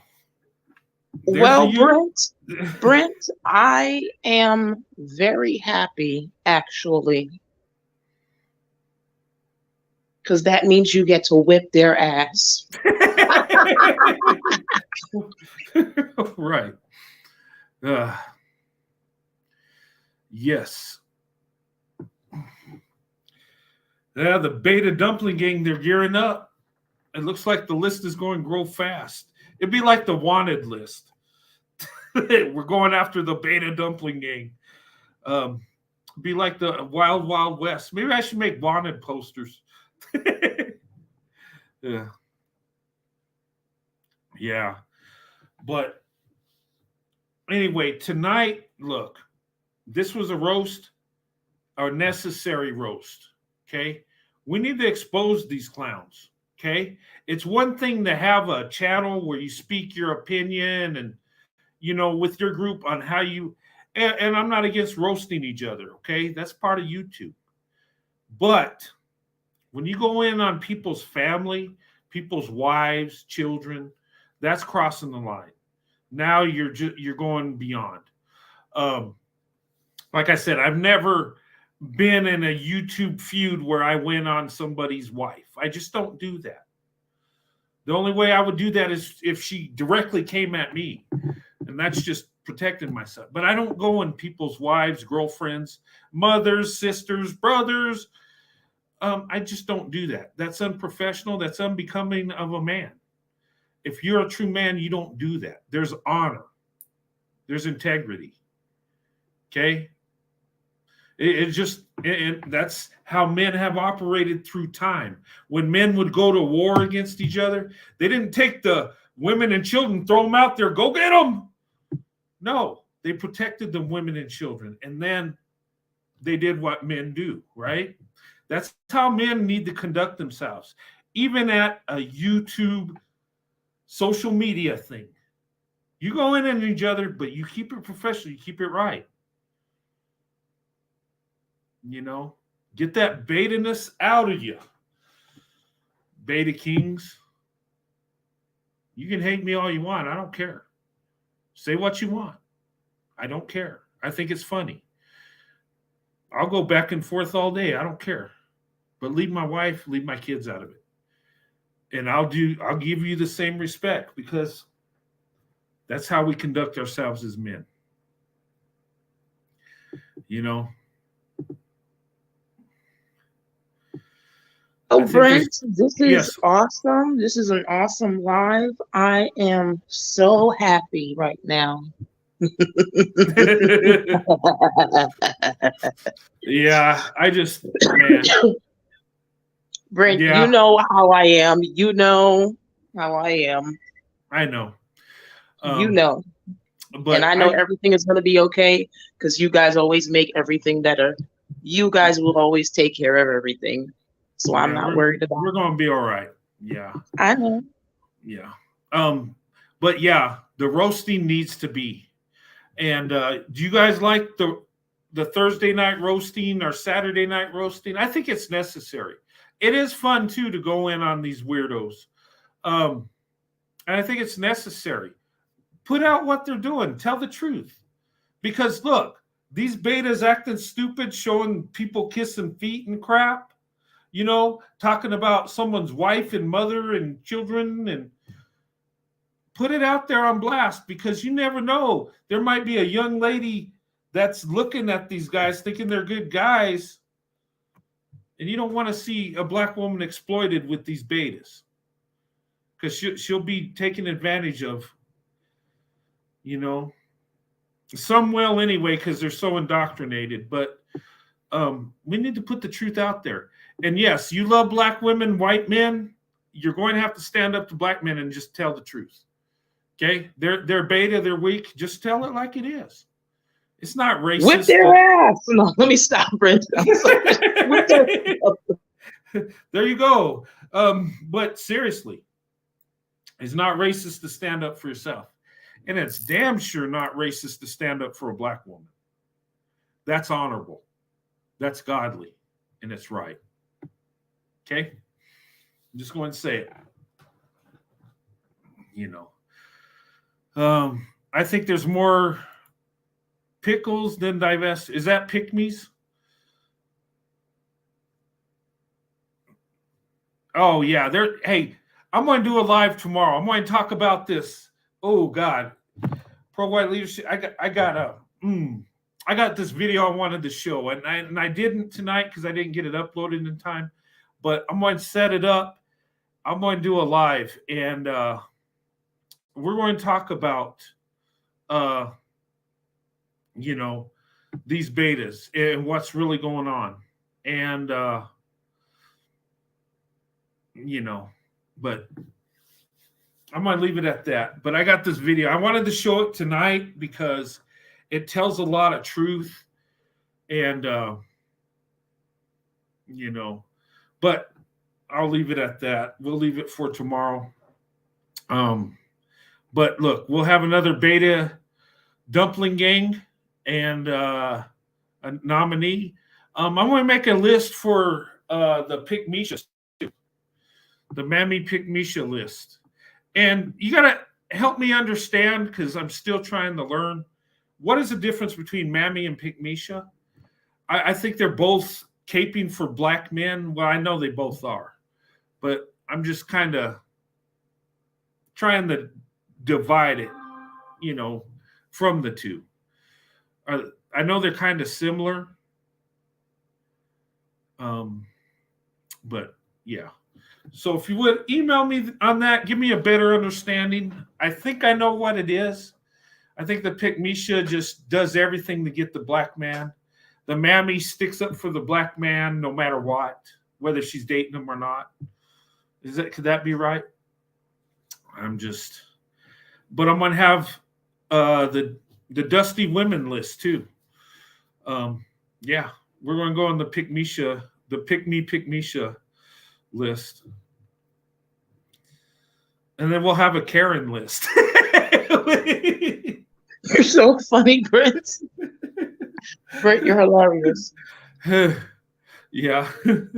You know what? There was a show done on Karens, and this lady that I follow, it was so funny. Oh my God. But it's so true. Like, you got these angry white women that mess with black women, and it's like, why? I mean, Karens, look, we all know what a Karen because is, right? it's because of what black men have been telling them. That's why, because I keep telling you what they've been doing. Yeah. Just like they've been talking about you. This is why they're losing control and they're tearing up the whole country, because they're being exposed. That's why. Yeah. Yeah, it's not a swirling mammy. Yeah, they're swirling mammies. And look, a Karen, hey guys, let me explain a Karen, okay? They're the biggest nuisance in the white community. They're the overprivileged white woman, right? The angry white woman, the nosy white woman, right? That's the Karen. There are swirling Karens. There are Karens that date black men. And the only difference is not all Karens are racist. Some are, for black men. Well, they're kind of reverse racist, I guess you might say. They go hard in for black men and they hate white men, angry Karens. There are those out there. And these Karens will actually attack black women and think they're justified in doing it. Think they're privileged enough because they're with a black man, they can do this. And a lot of them that have biracial kids, they really think they have the green light to mess with black women. I'm serious.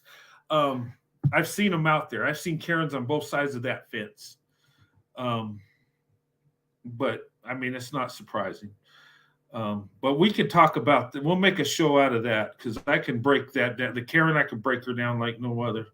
I've been around Karens my whole life. They're in my family.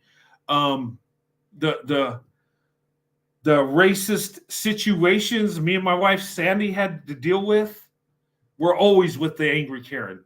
No white man has ever, got in between, but Karens have. Oh yeah, they've even some have been so bold to yell racial slurs at us and actually try to, attack us in that way. I mean, angry Karens are evil. I'm just saying. And look, when I opened up my options and I married my wife, my grandfathers were okay with it. They're happy for me. My grandmothers were not. Okay.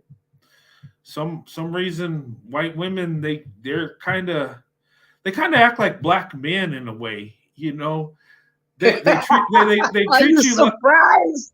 They treat you like crap and expect you to do everything for them. And yeah. And then, they'll go and date out and they're the ones that'll throw it in your face. Like, they're out for the black man because white men are so racist. They act like Tyrone and Karen are a perfect match, a perfect fit. You got the Becky out there, and there's different Beckys, maybe I should have a show on this and break it down in the levels because, you got different levels of Becky, different economic levels, right? Black men usually get the lower level white women, okay?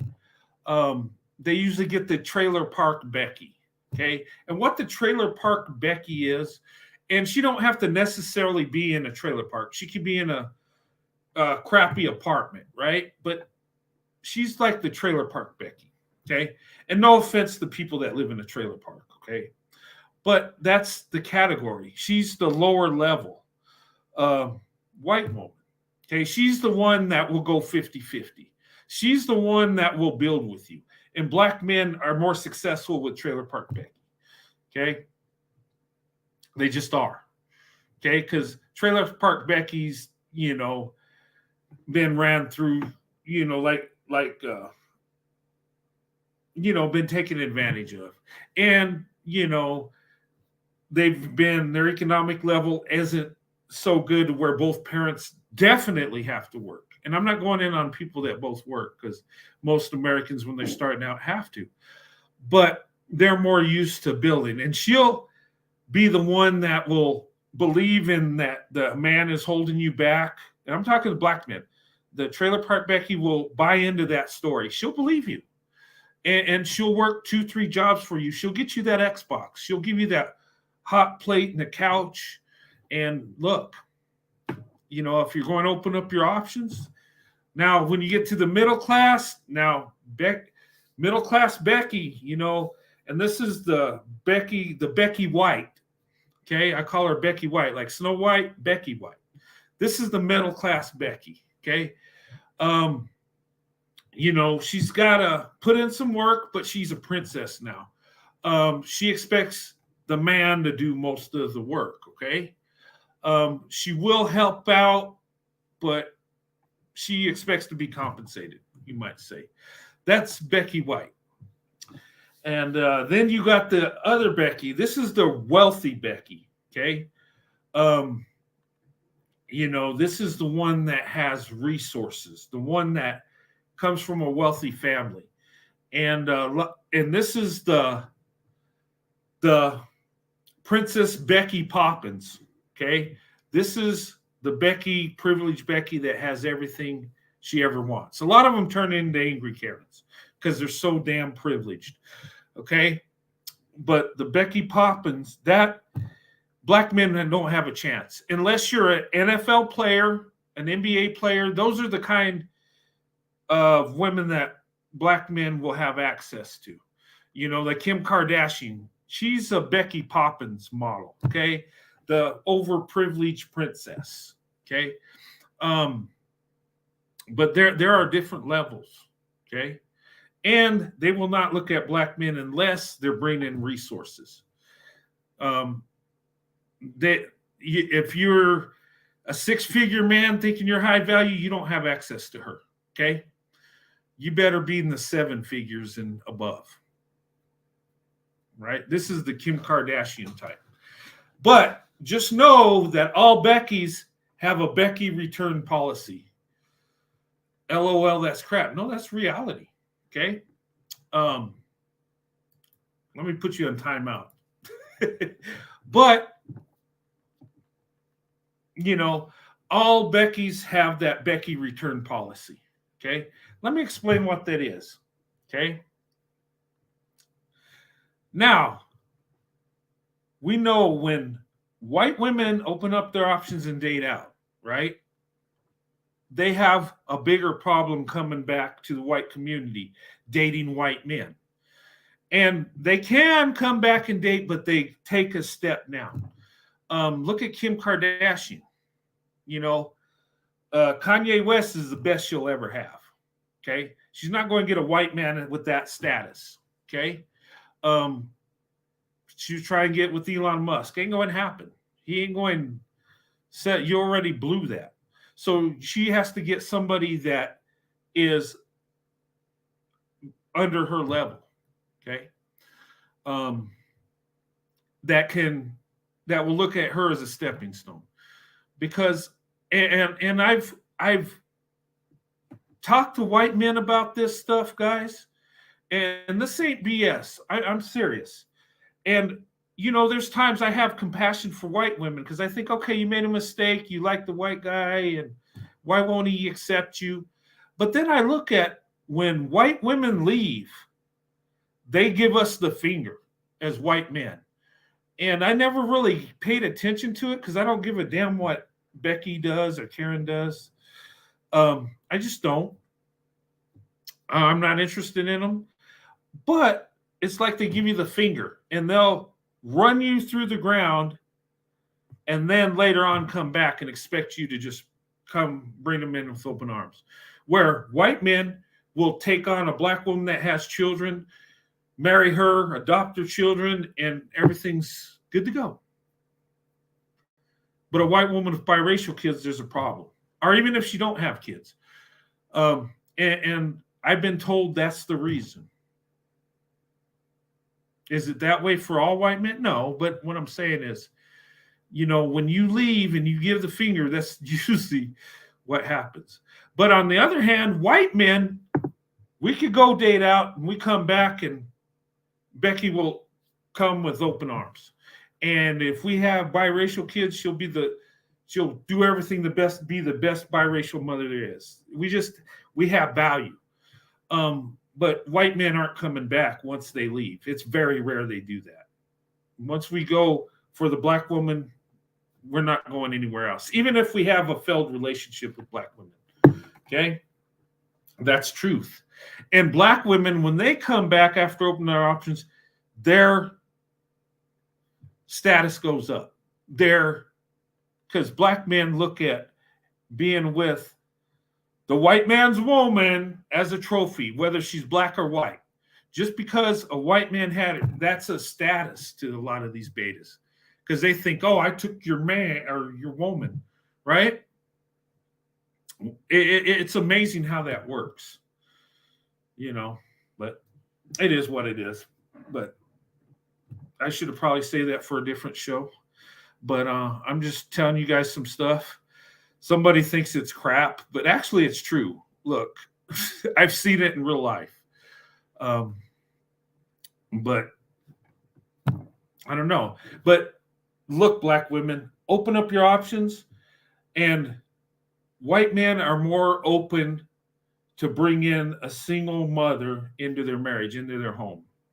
Okay, not saying they're all going to do this, but you have a better chance with white men than black men. A lot of white men look at it as, okay, I love her. She has a kid. That's part of her. That's part of my family now. That's how most of us look at that. Okay. Where I've seen black men, they say, well, they shame women that have children, that are single mothers. And these guys can have children with multiple women and still shame black women for this. So, I mean, look at what's going on.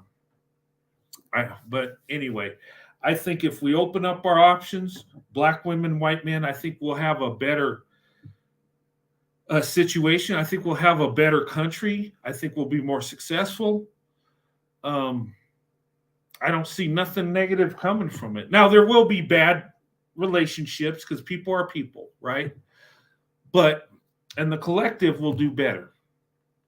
It's already been proven that white men are more successful with black women than white women, whether it's with their marriage, whether it's with love, and financially too. Black women have a way to bring out the best in white men. They just do. Okay? You know? And I'll tell you what it is. It's because they have a big heart. They're loving. Okay?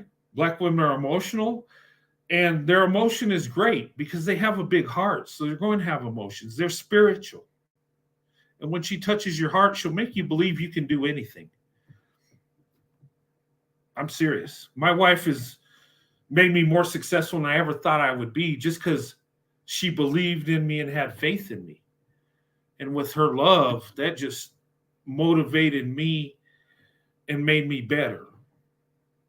And I know we talked about that pro-white leadership, about how black women do that, and they do. Hey there, Corey. How's it going? All right. But anyway, I don't want to talk too much about other things, but I will be doing a live tomorrow, and I don't know what the title's going to be. I'll try to do it earlier. What's a good time for you guys? You want to do it like at 5 p.m. or something? I know people still work. Doesn't matter to me. I'm self-employed. Oh, okay. And Brent, please call me tomorrow. It's kind of late over here. I'm gonna go get a couple of beers. Okay. Yep. Listen to my gangster rap because that will be the last time black men will ever be able to create any gangster rap.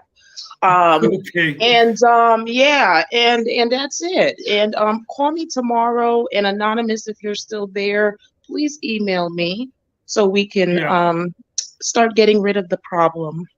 Yeah, of course. Yeah, we'll get together. We'll have I'll have a private Zoom meeting or something. That would be nice. Yeah. But yeah, I will go live tomorrow. I don't know what time. It'll be in the afternoon though, guys. I'm not going to go in the daytime because people work on Friday.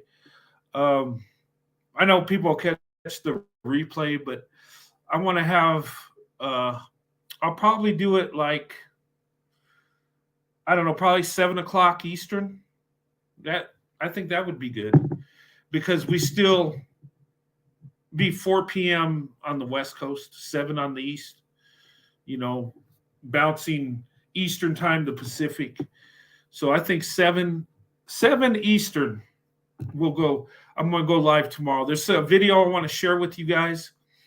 And pro-white male leadership, I'll call you before then. Just email me and tell me what time you want me to call. Or call me anytime, Brent. Okay. I'll see how many leads I have. My office opens up usually at 11 a.m. So and it closes at 7. But if I don't have much leads, then I shut it down and stuff like that. But yeah, definitely call me. Just to call me. Yeah, definitely, absolutely. And Anonymous, again, please email me. Yeah, we'll get it together, most definitely. But yeah, I'm going to wrap this up here soon. I wanted to do this roast because I want to put these guys out there. Like I said, stalking people, come on now. Messing with people's family members, I'm going to put you on the spot whenever you do it. Showing pictures of people kissing feet, that was so disgusting. I mean, that's not how you treat people, okay? It don't make you look good either. It might feed some of these beta kings' egos to have some woman kiss your feet, but it's disgusting and it's unbecoming of a man. It really is. All funniness aside, I'm being honest. It's a problem. But we gotta stand up. But anyway, hey, Corey, how's it going? How you folks doing today? We're doing good. We just had a Thursday night roast tonight. We had an introduction to the Beta Dumpling gang. The first 3 nominees were tonight. It was a special night. Yeah, so I got to get that list together. And I think this is something. And how you get on that list, you got to be beta. Real beta. You got to have feminine traits, degrade people, go in on women. Yeah. I see. So just charming all the way around. Yeah. Yeah. Yeah. And look, the ultimate goal is that couch and hot plate, The what? A couch and hot plate? Yeah. Because that's what the Beta King requires. Woman takes him in, he gets access to her couch. He can sleep on her couch and she makes him a hot plate, Oh, Lord. And then once he's in, okay, she's really into him. He'll share the bedroom with her. And, but then she'll buy him an Xbox or the new PlayStation, whatever's going on with gaming systems in today's world. So you're saying he's got a lot of planning and he's got a great future.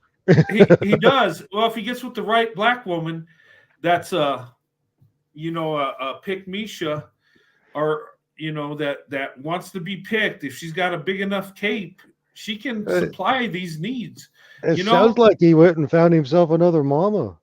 Yeah, exactly. Because look, ever since they're children, black women have coddled them, told them they're the best, and then they pamper them. Well, they dog out his sisters, and then what happens is he grows up, and then, he dates a few women in the pro-black sector that tell him he's a king and how great he is, and he gets I'm sorry to cut you off in the Brent. A lot of this starts from the home. Black boys learn very early on from the way the mother treats the daughter that he's better than her. So this is why I had to put my family on blast. I had to threaten them, not really threaten them. I just told them to stay away from me before I sue their asses.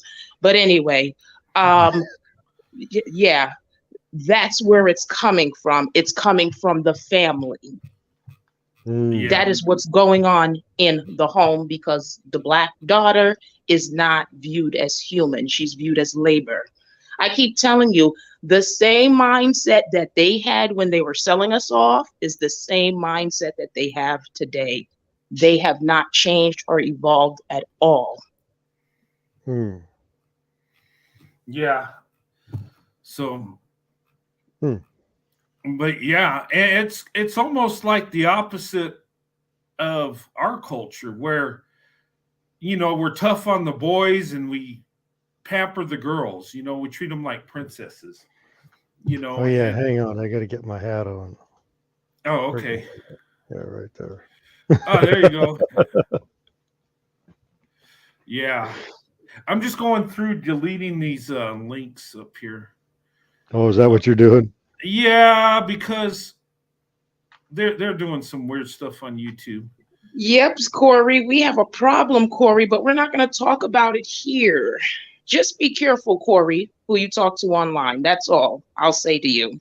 Yeah. Oh, be careful around these black male friends that you believe that you have too. Well, there's a difference between acquaintance and friendship. Acquaintance is just people you know. Friendships, that's somebody that's there every day. You know, you can call them and they show up. I know, but just be careful No. when you are around them, whether they're an acquaintance, whoever. Be careful. Well, that Yeah. goes without saying. I mean, you can't trust everybody 100%. They're just people. Yeah. You Well, know. yeah. Yeah, just be careful, because sometimes, you know, that sometimes these great manipulators will get you thinking they're Oh, something they're well, not. I used to be naive. Now I'm just polite. There's a difference. You get more. I found I get farther if I'm just, you know, Oh, well, non-confrontational. I can't ban my own comments. I tried. I can't delete No, it. you know what I'm saying. Yeah. No, I It know. just, well, I don't go out and pick fights with strangers. I mean, that's just me. Well, I do when they're doing the wrong thing. Well, yeah, I mean, you're a content creator, you know, this is the stuff. Me, I'm about as average and boring as you can get. Okay, I can't delete the dang the link I posted, because it's posted by me.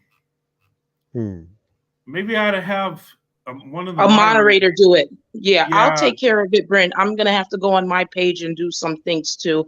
Maybe what I won't talk about it here, but I know what I need to do. I carry anyway, so I'm not really worried about it. So Oh, I You do know, too. a lot of the channels I go to, I just go there just to flirt with the ladies. Oh, okay. I'm single. Oh, yeah, you are. Yeah. Yeah. How's your summer going? How's your foot doing? I mean, Oh God! Are you being a good patient, or are you being a pain in the buttocks for Sandy? Well, I'm being a pain. Yeah. Well, Shame on you. she takes good care of me, and you know, I take advantage of that. I mean, I appreciate what she does for me. Yeah, that sounds better. I was gonna say. I was messing with her. I'm like, hey, you got to take care of me. She's like, you know, I will. That's just teasing her is all. That's just giving fun. Yeah. No, but she's awesome. She takes care of me.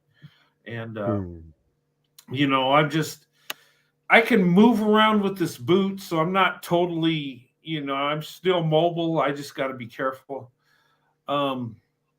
No sudden movements. They're going to do an MRI because my foot, they think my ligament might be a tear or something in it. They're loose. Doctor said, yeah, your feet are loose. You got something going on. So I don't know. Well, you know, the older we get, our health is number one. So yeah, but he said they can't see that through an X-ray. They can see fractured bones, but your ligaments and stuff like that. So I'll see what happens. Hopefully there's nothing bad going on. Hopefully it's, yeah, but look, I've rolled my ankle so many times, and you know, I've fractured. I've fractured both feet, and I've had a number of broken bones, and the Army beat me up. I'm just well, yeah, the military, they throw 100 and some pounds on your back, and they tell you to go for 20 miles and stand out here for 24 hours or 36, and they beat on a guy. Yeah. When you're young, it's no big deal, but as you get older, it's like, I have this ache here. When you're young, you don't feel it. When you get older, you realize what they put you through. Yeah, it's like, now my feet hurt, my knees, my back. I mean, welcome to getting old. Well, you know, I've been to the doctor a few times and for weird things, you know. Yeah. But it just lately, I mean, I've gotten down to 180 pounds. I'll probably lose maybe another 5. Just I like being lighter on my feet so I can move around. And if I do fall down and hit the ground, there's just less of an impact when I finally stopped. The fall never hurts. It's that sudden stop that really jars stuff. Yeah, and here's my thing. I've been getting stricter on my diet because I can't. I've been changing it, but now that I'm not real mobile, it's like I don't want to sit around and just gain weight. So I had to learn that what I ate when I was in my 20s and 30s, I can't eat in my 50s. Oh yeah, you know what? I mean, I can eat it, but I'm storing it for later.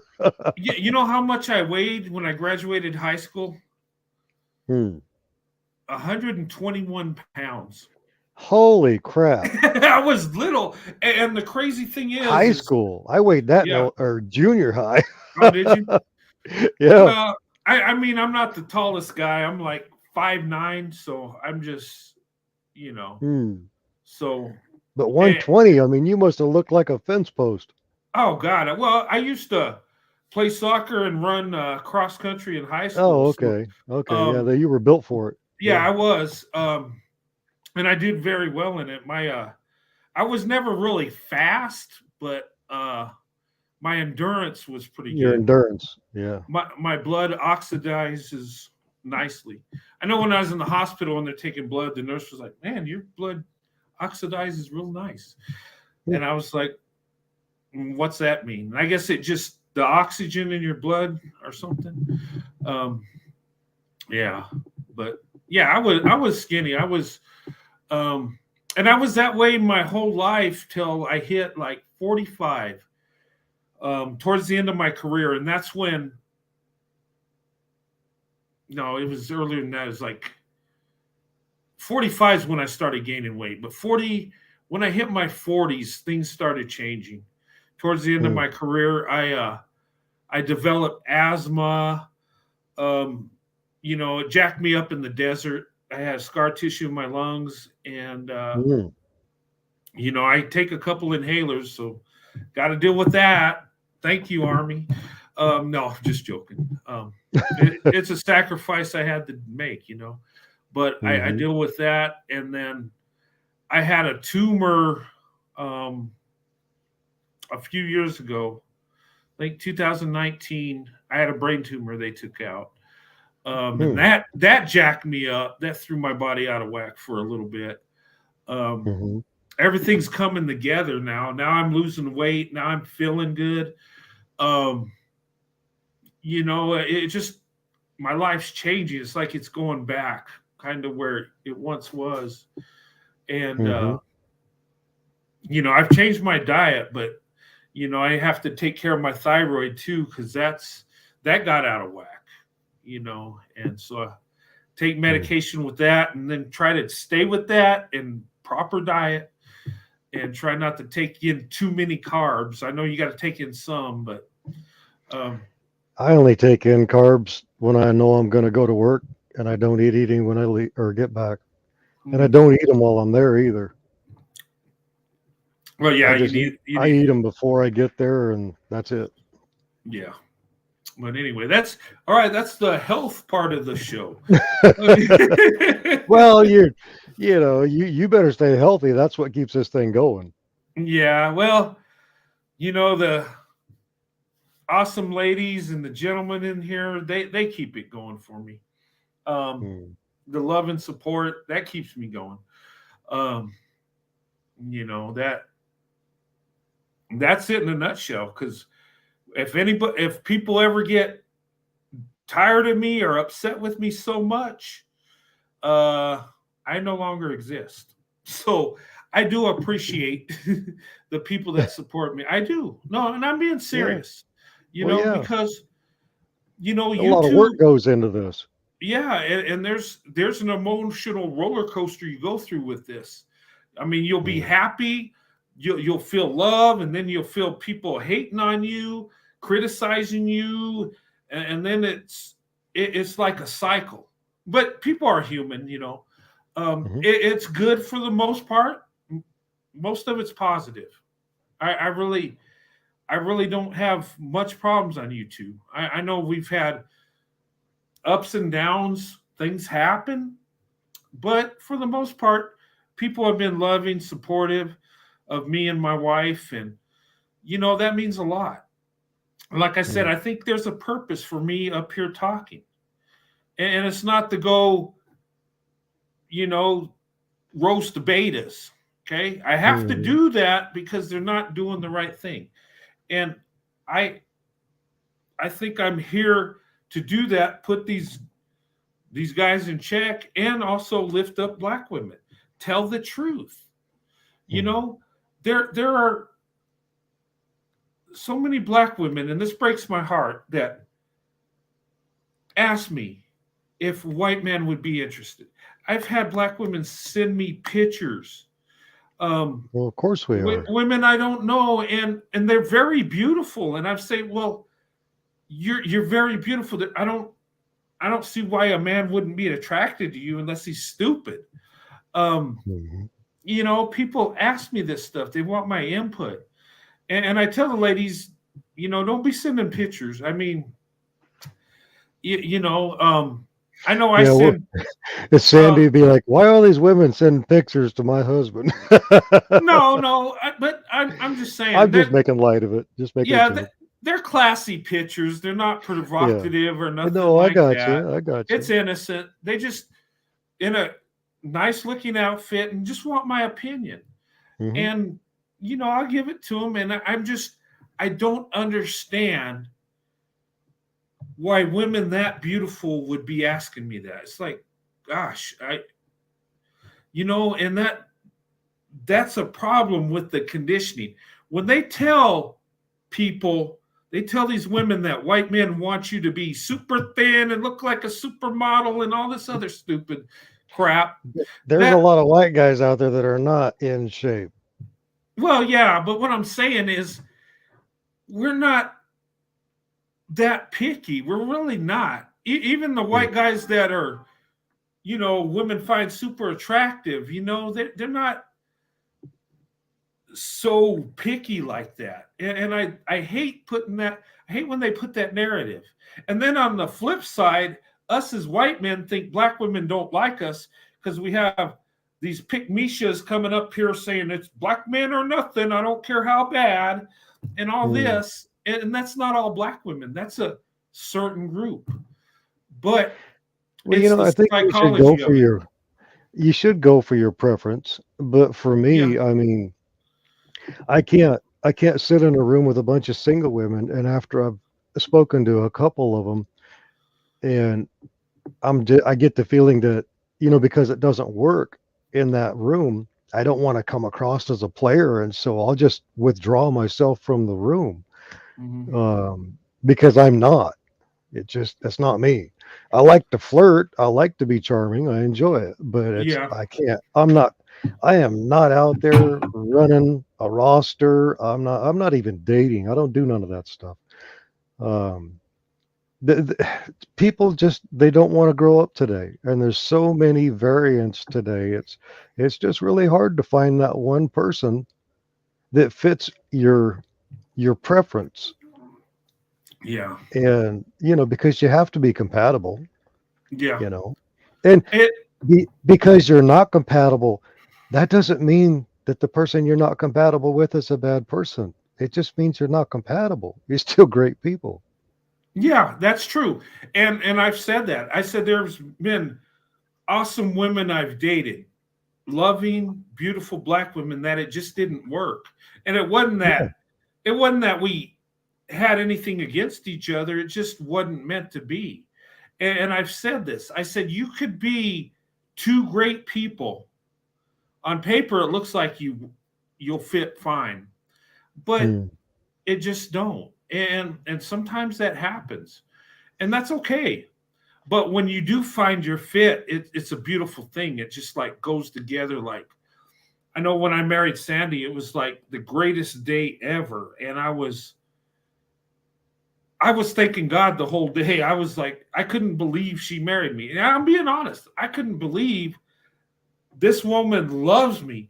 As amazing as she is, she was successful, educated, a woman of faith, everything I wanted.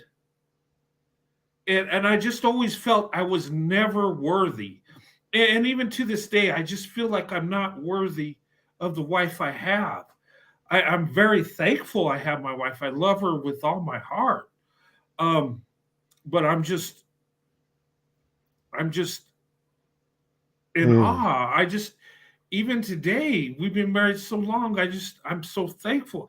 And I think, when I say that Sandy means there's a God and he loves me, and that's literally what I believe that her name means, because that's what I get. I have a wife I don't deserve that loves me with all her heart. But one thing I will say is I'm thankful to have her. I'm loyal to her. I'm faithful to her. She's my everything. The biggest blessing you got, Brent, is you both grew up in the same town, and usually the same area has the same mindset. My issue is I do have I like the outdoors country type, but I hate country music. I mean, I listen to Alan Jackson, but I'm not country. I love being out in the outdoors, but I'm not country, and I'm also not a hiker, but I'll spend all day walking when it's hunting season, which is crazy. Or I'll sit on the side of a river and fish all day, but I don't grab a backpack and hiking boots. It's just not me. Well, my country thing is I do live in a rural area. I do like country music, but sometimes I don't listen to it. I gotta be in the mood for it. I know my family's all into that. They're in the country music and cowboy hats and the whole thing. I can't follow it. It's not my culture. I grew up in that. That's kind of my culture, and I kind of drifted away from it. But I still a part of it. I mean, I'll listen to country music. Well, that's the most beautiful thing about our country. We literally have every flavor of everything people enjoy. And I can literally say I don't have a culture, but I enjoy this flavor from this culture and this flavor from this culture because I genuinely like it. But it's still not my culture, so I really don't even think I have a culture, except for being a Christian. That part I do. I mean, but other than that, no. The crazy thing is I grew up with that culture, that country culture, you might say, and my wife and daughter are into that, the country scene, the line dancing, all that stuff, and well, girls want to have fun. Yeah, and my daughter's like, "Hey, Dad, wear that Stetson. It looks good." She's like all happy, and I says, "Well, every once in a while I will." I dress for what I'm in the mood for. When we go to a rodeo, we dress the occasion, the part. When I'm doing other things, I just. It's just depends on what I'm in the mood for. I like all kinds of music. I grew up, my parents listened to country all the time. I grew up liking R&B and stuff. And I had a crush on Donna Summer, so that led me that way, That was my dream girlfriend when I was little. You and millions of others ago. I was like, and that's back in the 70s. I remember I was like 7, 8 years old. Is like, I'm gonna have a girlfriend that looks like her. I'm gonna have a wife that looks like her. That was 1978. I kept playing Donna Summers on my record player. My mom was screaming from the other end of the house, turn it off. Oh man, and then it was funny. I still laugh.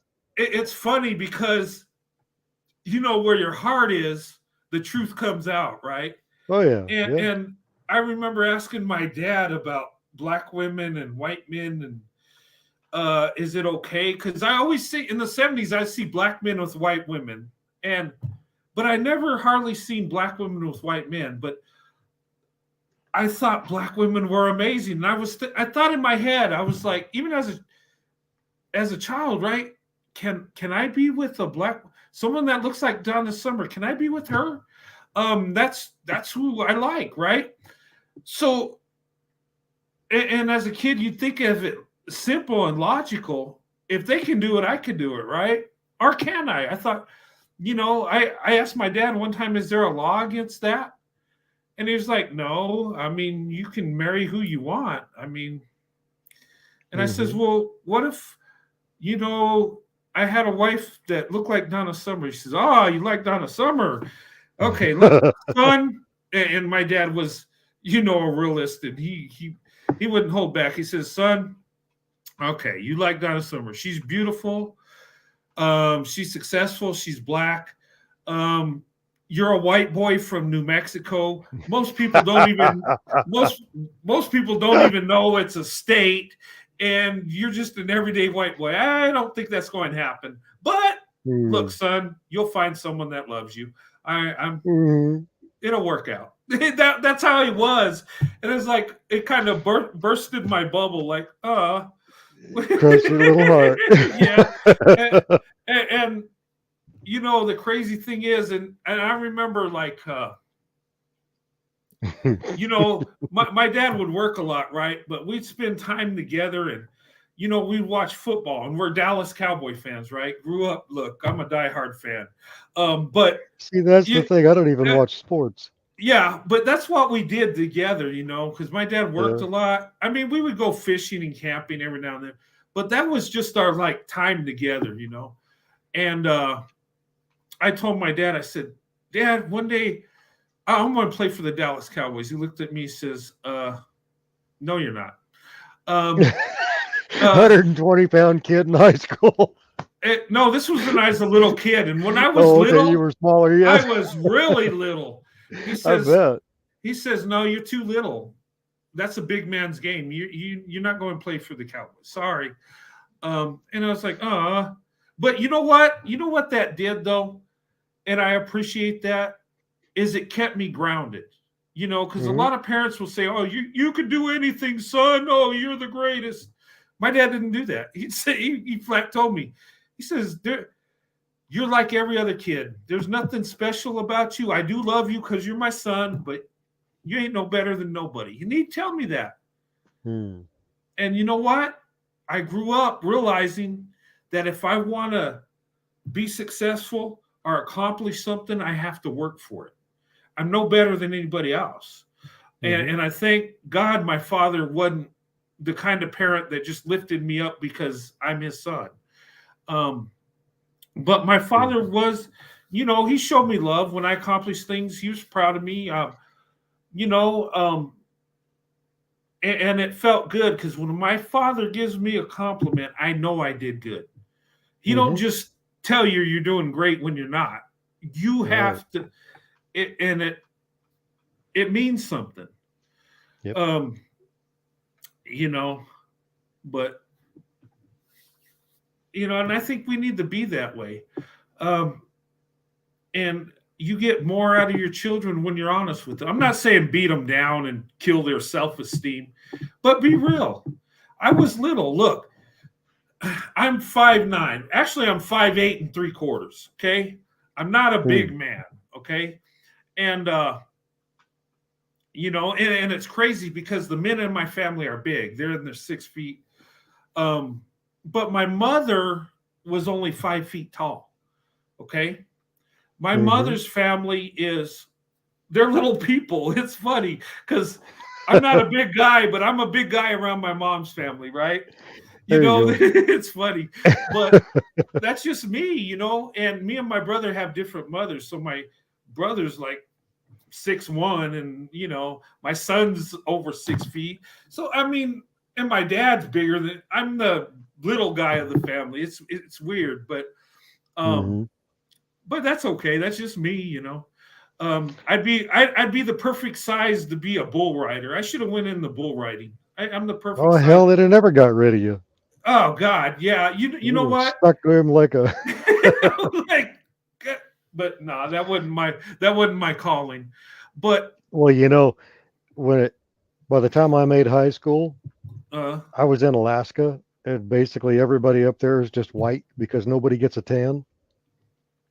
yeah, I mean, even the Native Americans, they're white too because nobody gets a tan. They're a little darker than, yeah. some, but no, there's people from Japan and Hawaii and, but everybody just turns white up there. So, Yeah. Well, yeah, you're not getting much sun. mm-mm.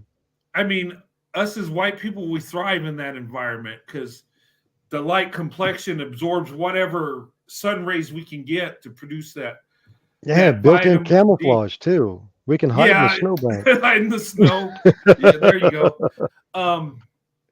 But yeah, but I mean, sun is good for you. You can't live without the sun, but you get too much, you can get skin cancer.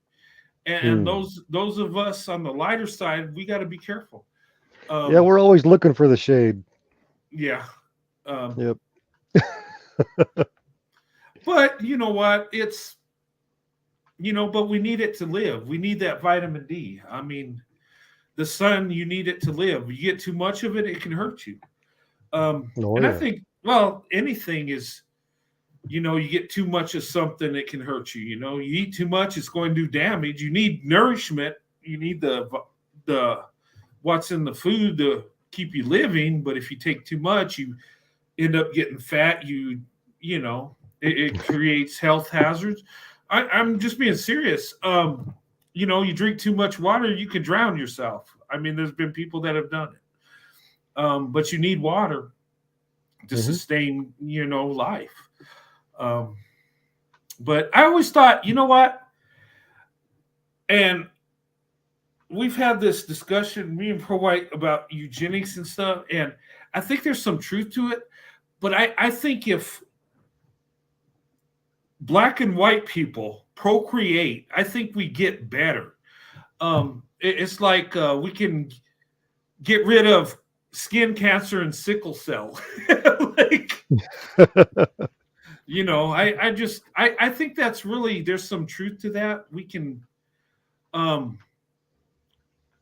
absorb our strengths, because every group of people has their strengths and weaknesses, right? But anyway, that's just my thought. Maybe I'm right, maybe I'm wrong. Don't worry, I'll dig deeper into eugenics conversation. I don't want to talk about it on your channel, Brent, but my device is slowing down because it's on like 30%. But I'm gonna step down. But I'm actually working in the backgrounds with this. I already told you about the college that I contacted, because they actually have a eugenics department. Oh, okay. So I'm still waiting for them to send me some more materials. Yeah. Well, I just got a theory. We all got a strengths and weaknesses, but I think there's some truth. I know people, we've talked about it, have used it for the wrong reasons. But it's a tool. Eugenics is just a tool. That's it. It's a tool. It's just a tool, and people have used it for the wrong reasons. Absolutely. But we can also use it for positive reasons, like getting rid of problematic people, if you know what I mean. Oh, yeah. All right. But anyway, tonight I wanted to do that roast, and I'm glad we did that. I'm glad I know I'm going to get backlash from that, and that's fine. I don't care. Why are they going to stalk me more and use my name on more videos? Whatever. Say I'm jealous of them. Oh my God, I want to be a Black man with what is it? With, gosh, I can't even say it. What's that job?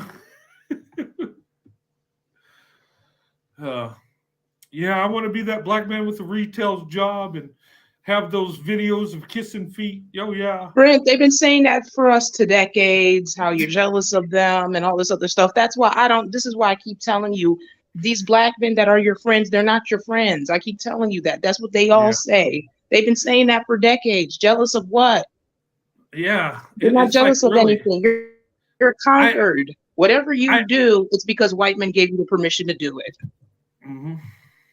Well, it's like, I mean, like this guy that said that, I'm like, what would I want from you that would make me jealous? It's like, you got a struggle channel. You ain't doing nothing with your life. You just, I mean, you walk around with a defeated, conquered attitude where nothing's ever your fault. You blame women for everything.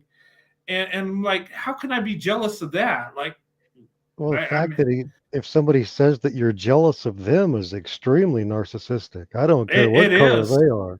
Oh yeah. Oh well, I mean, I've had white people tell me that, and I just look at them like, you need therapy. Yeah, it is narcissism, and it's they're projecting. They believe if they say things enough, people will believe it. They think it's almost weird. like if something ain't going their way, they could just make it up to where it suddenly puts them in first place when they're not even competing. Actually, no. The more you talk about what you're not, people actually see you for who you are. Well, that's true. That's true. And no, that is true. And I don't ever. And here's the thing, guys.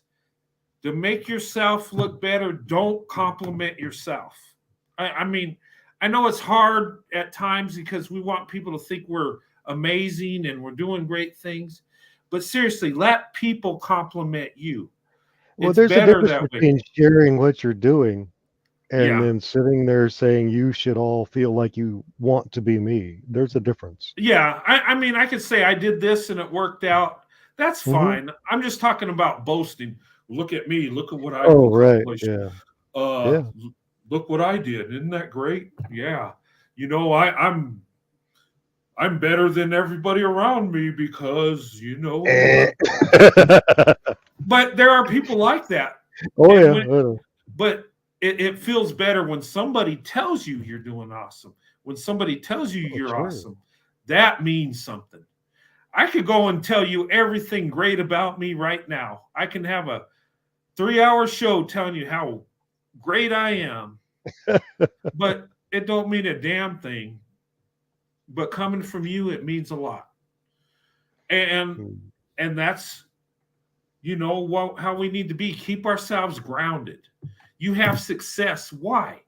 Because, you put in the work, but because you're blessed. It's a higher level. You know, it's a spiritual level. It's, you know, people have invested in you. They had, you know, they believed in you and they helped you along, so you become successful. You know, my success is not mine. It's not. I've always said this. My success belongs to God. My failures belong to me. And I think if you get that mindset, you'll be better off because you won't see yourself. True. Yeah, you won't see yourself as better than somebody else. And then that don't mean run yourself down to where you think you're garbage. No, you can have high self-esteem and not have a big ego. You can have high self-esteem and be humbled. You can be confident and have humility. Okay? Well, yeah, because if your ego is so big it fills up the whole room, nobody's going to want to be in the room with you. That's true. And I think it says in the Bible that God resisteth the proud. Pride cometh before a fall. And look, I've had my life where I thought I was something and I had my face put in the mud. I've had rude awakenings where a slap in the face, like you're not what you say you are. You're not that good. You know, and we need that at times. We need that self-check. You know, we need to be checked. We need a little bit of shame, a little bit of humiliation to keep us grounded on the right path. And my name of my channel, if you understand what a roadrunner is, that is me, that is my wife, that is my channel. Okay? A roadrunner is a bird in the desert. Okay? It runs across the desert, right? It is a bird that can fly but chooses not to. It is a bird, the male Roadrunner mates with one female its whole life. Okay? Roadrunners stay together. They don't mate with other birds. They don't, unless one dies. And even then, they found that some don't even mate with another roadrunner. That represents my marriage. One woman, one wife, forever. Okay? And if something, God forbid, had happened to my wife, I wouldn't marry again. I know I wouldn't. My heart belongs to my wife. She's my everything. I can't see another woman filling that void, even if something horrible happened. And there's nothing wrong with people that, a spouse passes away getting remarried. I'm not against that. That's just my mindset. That's how I am. And that represents the roadrunner. And then where does a roadrunner live? Where I live in the desert, run around the desert. I've done it all my life. And it's a bird that can fly but chooses not to. That bird chooses to stay grounded. I'm choosing to stay grounded. I don't want to carry myself like I'm bigger than I really am. I don't want to portray that I'm something I'm not. I stay grounded, have humility. My success belongs to God. My failures belong to me. That mindset. I'm no better than nobody else.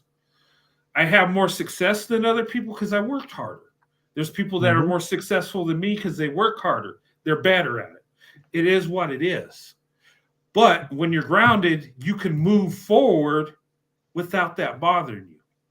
I don't have to be the top dog on YouTube to feel good about my channel. I don't have to have hundreds of thousands of subscribers to appreciate this channel, this platform, and the people in it. I could have 5 people watching and have a blast. Corey, we've done it. You remember back in the day when I was tiny channel. Sometimes there'd be the heckler showed up, was heckling about the 14 viewers. It's like, but we got 14 people. What do you got? Yeah. I remember a troll came in and said, you only got 11 watching. You're pathetic. And I said, and I looked, and oh, wow, I do. I was so excited. I was like, oh my God, that made my day. But I didn't have those numbers yet. That was a beautiful thing. I appreciate it. I embraced that. That troll made my day. And I says, wow, I do have 11. And that was, something I embraced, where other people, if they don't have 300 watching on a live show, they're like, oh my God. I mean, we got 42 watching. That's wonderful. You said you were going to end this. I better get off of here so you could actually. Yeah, I need to. And Alexander came up. Hey, Alexander, what's going on?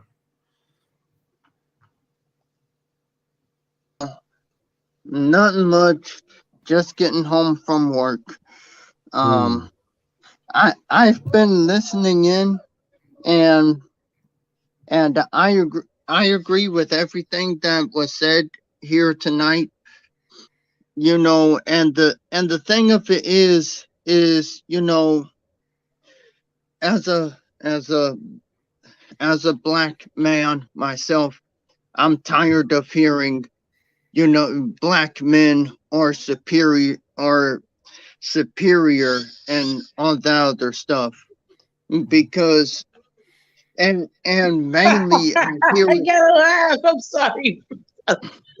I'm sorry, Alexander. I'm sorry. Yeah, and mainly I hear that from the black male worshippers and the black men and most of the black men themselves. And I'm like, we barely even own businesses. I mean, and not only that, but the majority of the women being unalived by black men. I'm like, so I already went over what's going on here. Something is wrong with them genetically, obviously. I already went over it. It's their genetics. That's what it is. Something is wrong with these group of people. They are not normal. Yeah. Yep, that is true. I would say that is definitely true because because it makes no sense to say that you're better than someone, but it, when you look around, it's like what do you have to show for it at the end of the day? Yeah. Exactly. Hey, Corey, I know you dropped off. I don't know if you're done for the night. You could come back up if you want. I think he was. Well, but it's getting late over here. Like I said, Yeah. I'm going to go get a couple of beers. I'm Okay. going to have some fun with my friend. And that is it. And Brent, you can call me tomorrow. Absolutely. Alexander, thank you for coming up. And Okay. I'm so happy. Okay. Me too. Thank you for coming up. It's always good to hear you.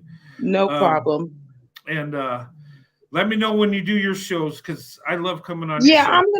I'm gonna do a show in 2 days. 2 days. But it's going to be on the extreme side. I just wanted to put it out there. Okay. Yeah. All right. Well, I'll be looking forward to it. And you have a good night. Have fun with your friends. Stay out of trouble. Okay. I'll try, Brent, I but don't they're want to have. making it hard. I know. They're making it hard. I don't want to have to bail you out of jail. Okay. No problem, No, Brent. I'm just joking. Thank you, Brent. No, but See you later. See you all later, right. Brent. All right, Alexander. Thank you so much. You have a good night. No problem. All right. All right, Brent. I'm go ahead and I'm jump off as well. Okay. Yeah, because I gotta go get into again. I apologize. I apologize for being late, but you don't need to apologize for that. I appreciate when you come on and I appreciate you coming up. You're always welcome here, brother. You're a good man. You're fighting the good fight, and you got my respect. Okay, so you don't have to apologize for nothing. Okay. all right. Yeah. I gotta go. I gotta go and eat and then get ready for bed. You take it easy, Brett, and You too. I'll see you next time. All right, sounds good. Thank you so much, Alexander. And I just want to thank everybody tonight. Before I close, thank you for coming on. Enjoyed the panel. I hope you enjoyed the roasting. We've got to stand up to, people that attack, our community. The swirl to investment community, I call it. Look, we have the right to date and marry who we want to, whether they're black or white. Look, everybody has that right. I support it. Okay. Like I said, I love black people. I do, but one thing I don't like is how black men in general treat black women. And look, the marriage rates in the black community is horrible. And I hate when black women are blamed for it. Because, it takes two, right? I blame the men because the men are the leaders. And look, when black women open up their options, they do better in marriage. Black women, white men are the best, most successful marriages. So why are we not going to talk about this? Why are we not, as white men, going to express the love we have for black women? Why are we not going to do this? Oh, they're going to say you're pandering. So what? Is slandering better?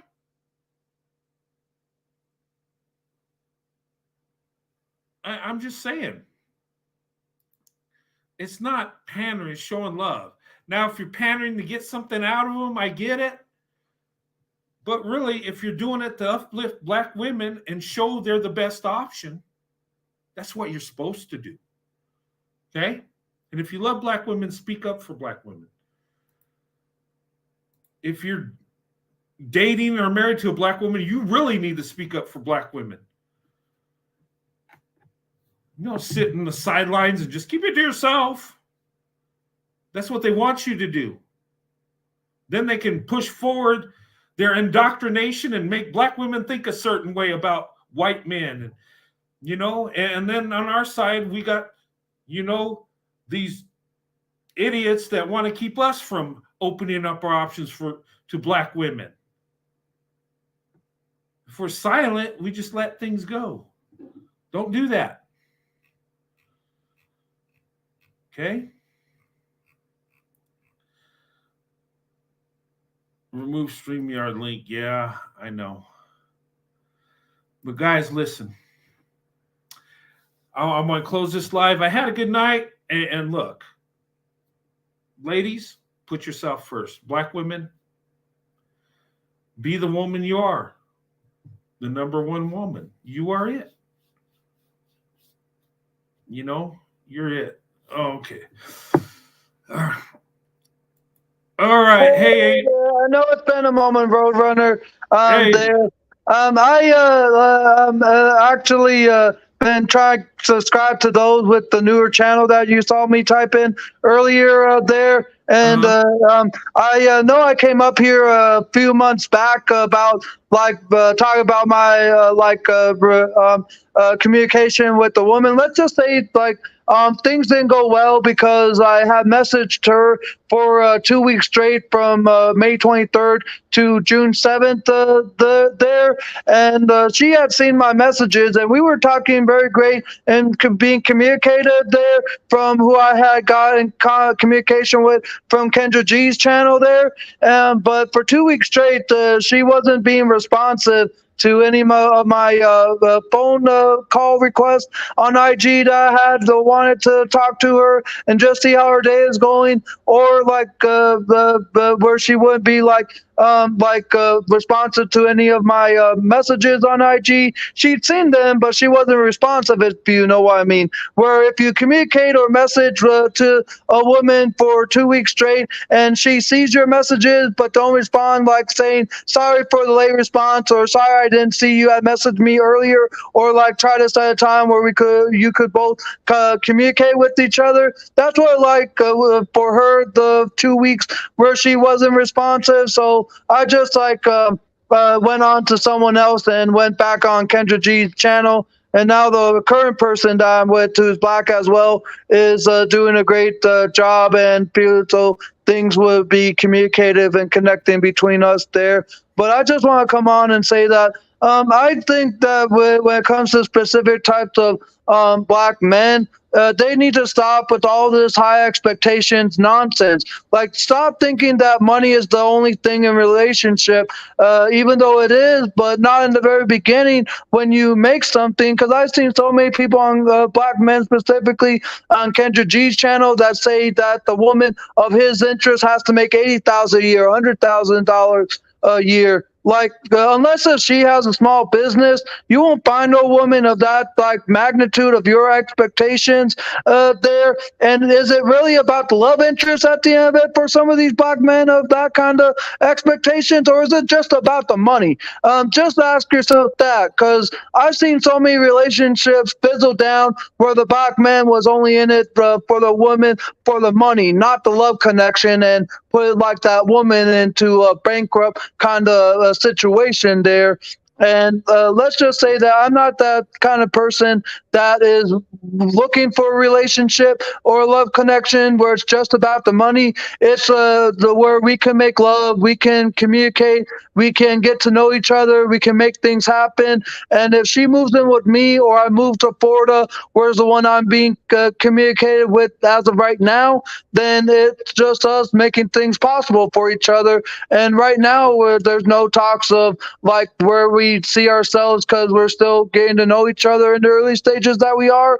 But I just see so much of this high expectation nonsense there. That is why like black relationships are falling as they are there, and they'll continue unless if the black man stops with this high expectations of how much a woman should make if it ain't really about the love and it's just about the money. Yeah. Well, most of the time in relationships, especially when you're young, you're not going to make these high dollars. I know when I got married, I was 24. I was in the Army. I had a steady job, but I wasn't rich. Me and my wife made it work. But I knew, I just had a feeling we were going to be successful. Now, that ain't arrogance. That ain't me thinking I'm great. I just knew we had a good marriage. I have a good wife, and you actually have you and her, who I've seriously missed there. The two of you are great together. I still seen her from time to time on her like pro white male leadership channel, which I need to resubscribe to with the new channel mind I have. But the both of you are great together, and there was no high expectations from you there when you like first got in contact and communicated with her in the very beginning. It's just what you guys created that made it possible for the both of you, and that's what like a lot of these black men are not realizing. Yeah, I think you're a little confused. Pro white leadership's not my wife; she's my friend. Oh, I thought that she was your love connection. No, my wife is Sandy. Pro white male leadership. She's my friend. She's a dear friend of mine. We do shows together, but yeah. I'm sorry for the confusion. For the longest time when I first met you guys earlier this year, she was up on your panel quite often here with me, and that's what made me think that the two of you were like the loved ones with each other. But I didn't know that she was just a friend to you. Whoops. If you're hearing this, I'm sorry for like the confusion there, pro white male leadership. But at least I gave you guys a great sense of humor tonight and made you guys laugh there. Yeah, pro white leadership. She's an amazing woman, though. The guy that marries her will be very lucky. They will, or she will. That is. Yeah, she's successful. She's got it together. She's making things happen like a lot of black women are. I mean, but yeah, she's a dear friend of mine. We're close. We do shows together. I have a lot of good friends on YouTube. My wife comes on every now and then. But her YouTube ain't her thing. That's my thing. She does come on every now and then and supports me, and we have good shows. But yeah. But anyway, hey, brother. All right, you have a great night. If you're about to end it, then I come up to give like a little bit of closing there and just say hi to you right quick. But you have a great night. Thank you so much, and it's good hearing from you. Thank you so much. And I'll see you again, most definitely. There, I always love what you say, and you have a great rest of your night, and you have a great weekend too. There. Okay, you too. Have a good one. Bye. Thanks. Bye. All right. Okay. Yeah. But anyway, thank you guys for coming up. I'm going to go ahead and end this. We've been on for 3 hours. It was a good show tonight. I had a good time, had a blast. We're going to have more of these roasting shows, okay? As long as people are acting out, I got to keep roasting, okay? They leave black women alone and my family. I ain't got nothing to do at the roasting, right? But anyway, guys, I love you guys. Thank you so much for being a part of this show tonight. I'll be having a show tomorrow, probably about 7 p.m. Eastern. I'll put the time up there if it changes. But And I promise I'll get it right this time. I won't put AM like I did. Sorry about that. Anyway, you guys have a good night. God bless you and your families. And ladies, black women, just know you're the most beautiful, most successful. You are the best. Make sure you get the best. Put yourself first. All right. And those white men that love black women, speak up for black women, defend black women. Okay. That's what we need to do. But anyway, have a good night. God bless. I'll see you soon.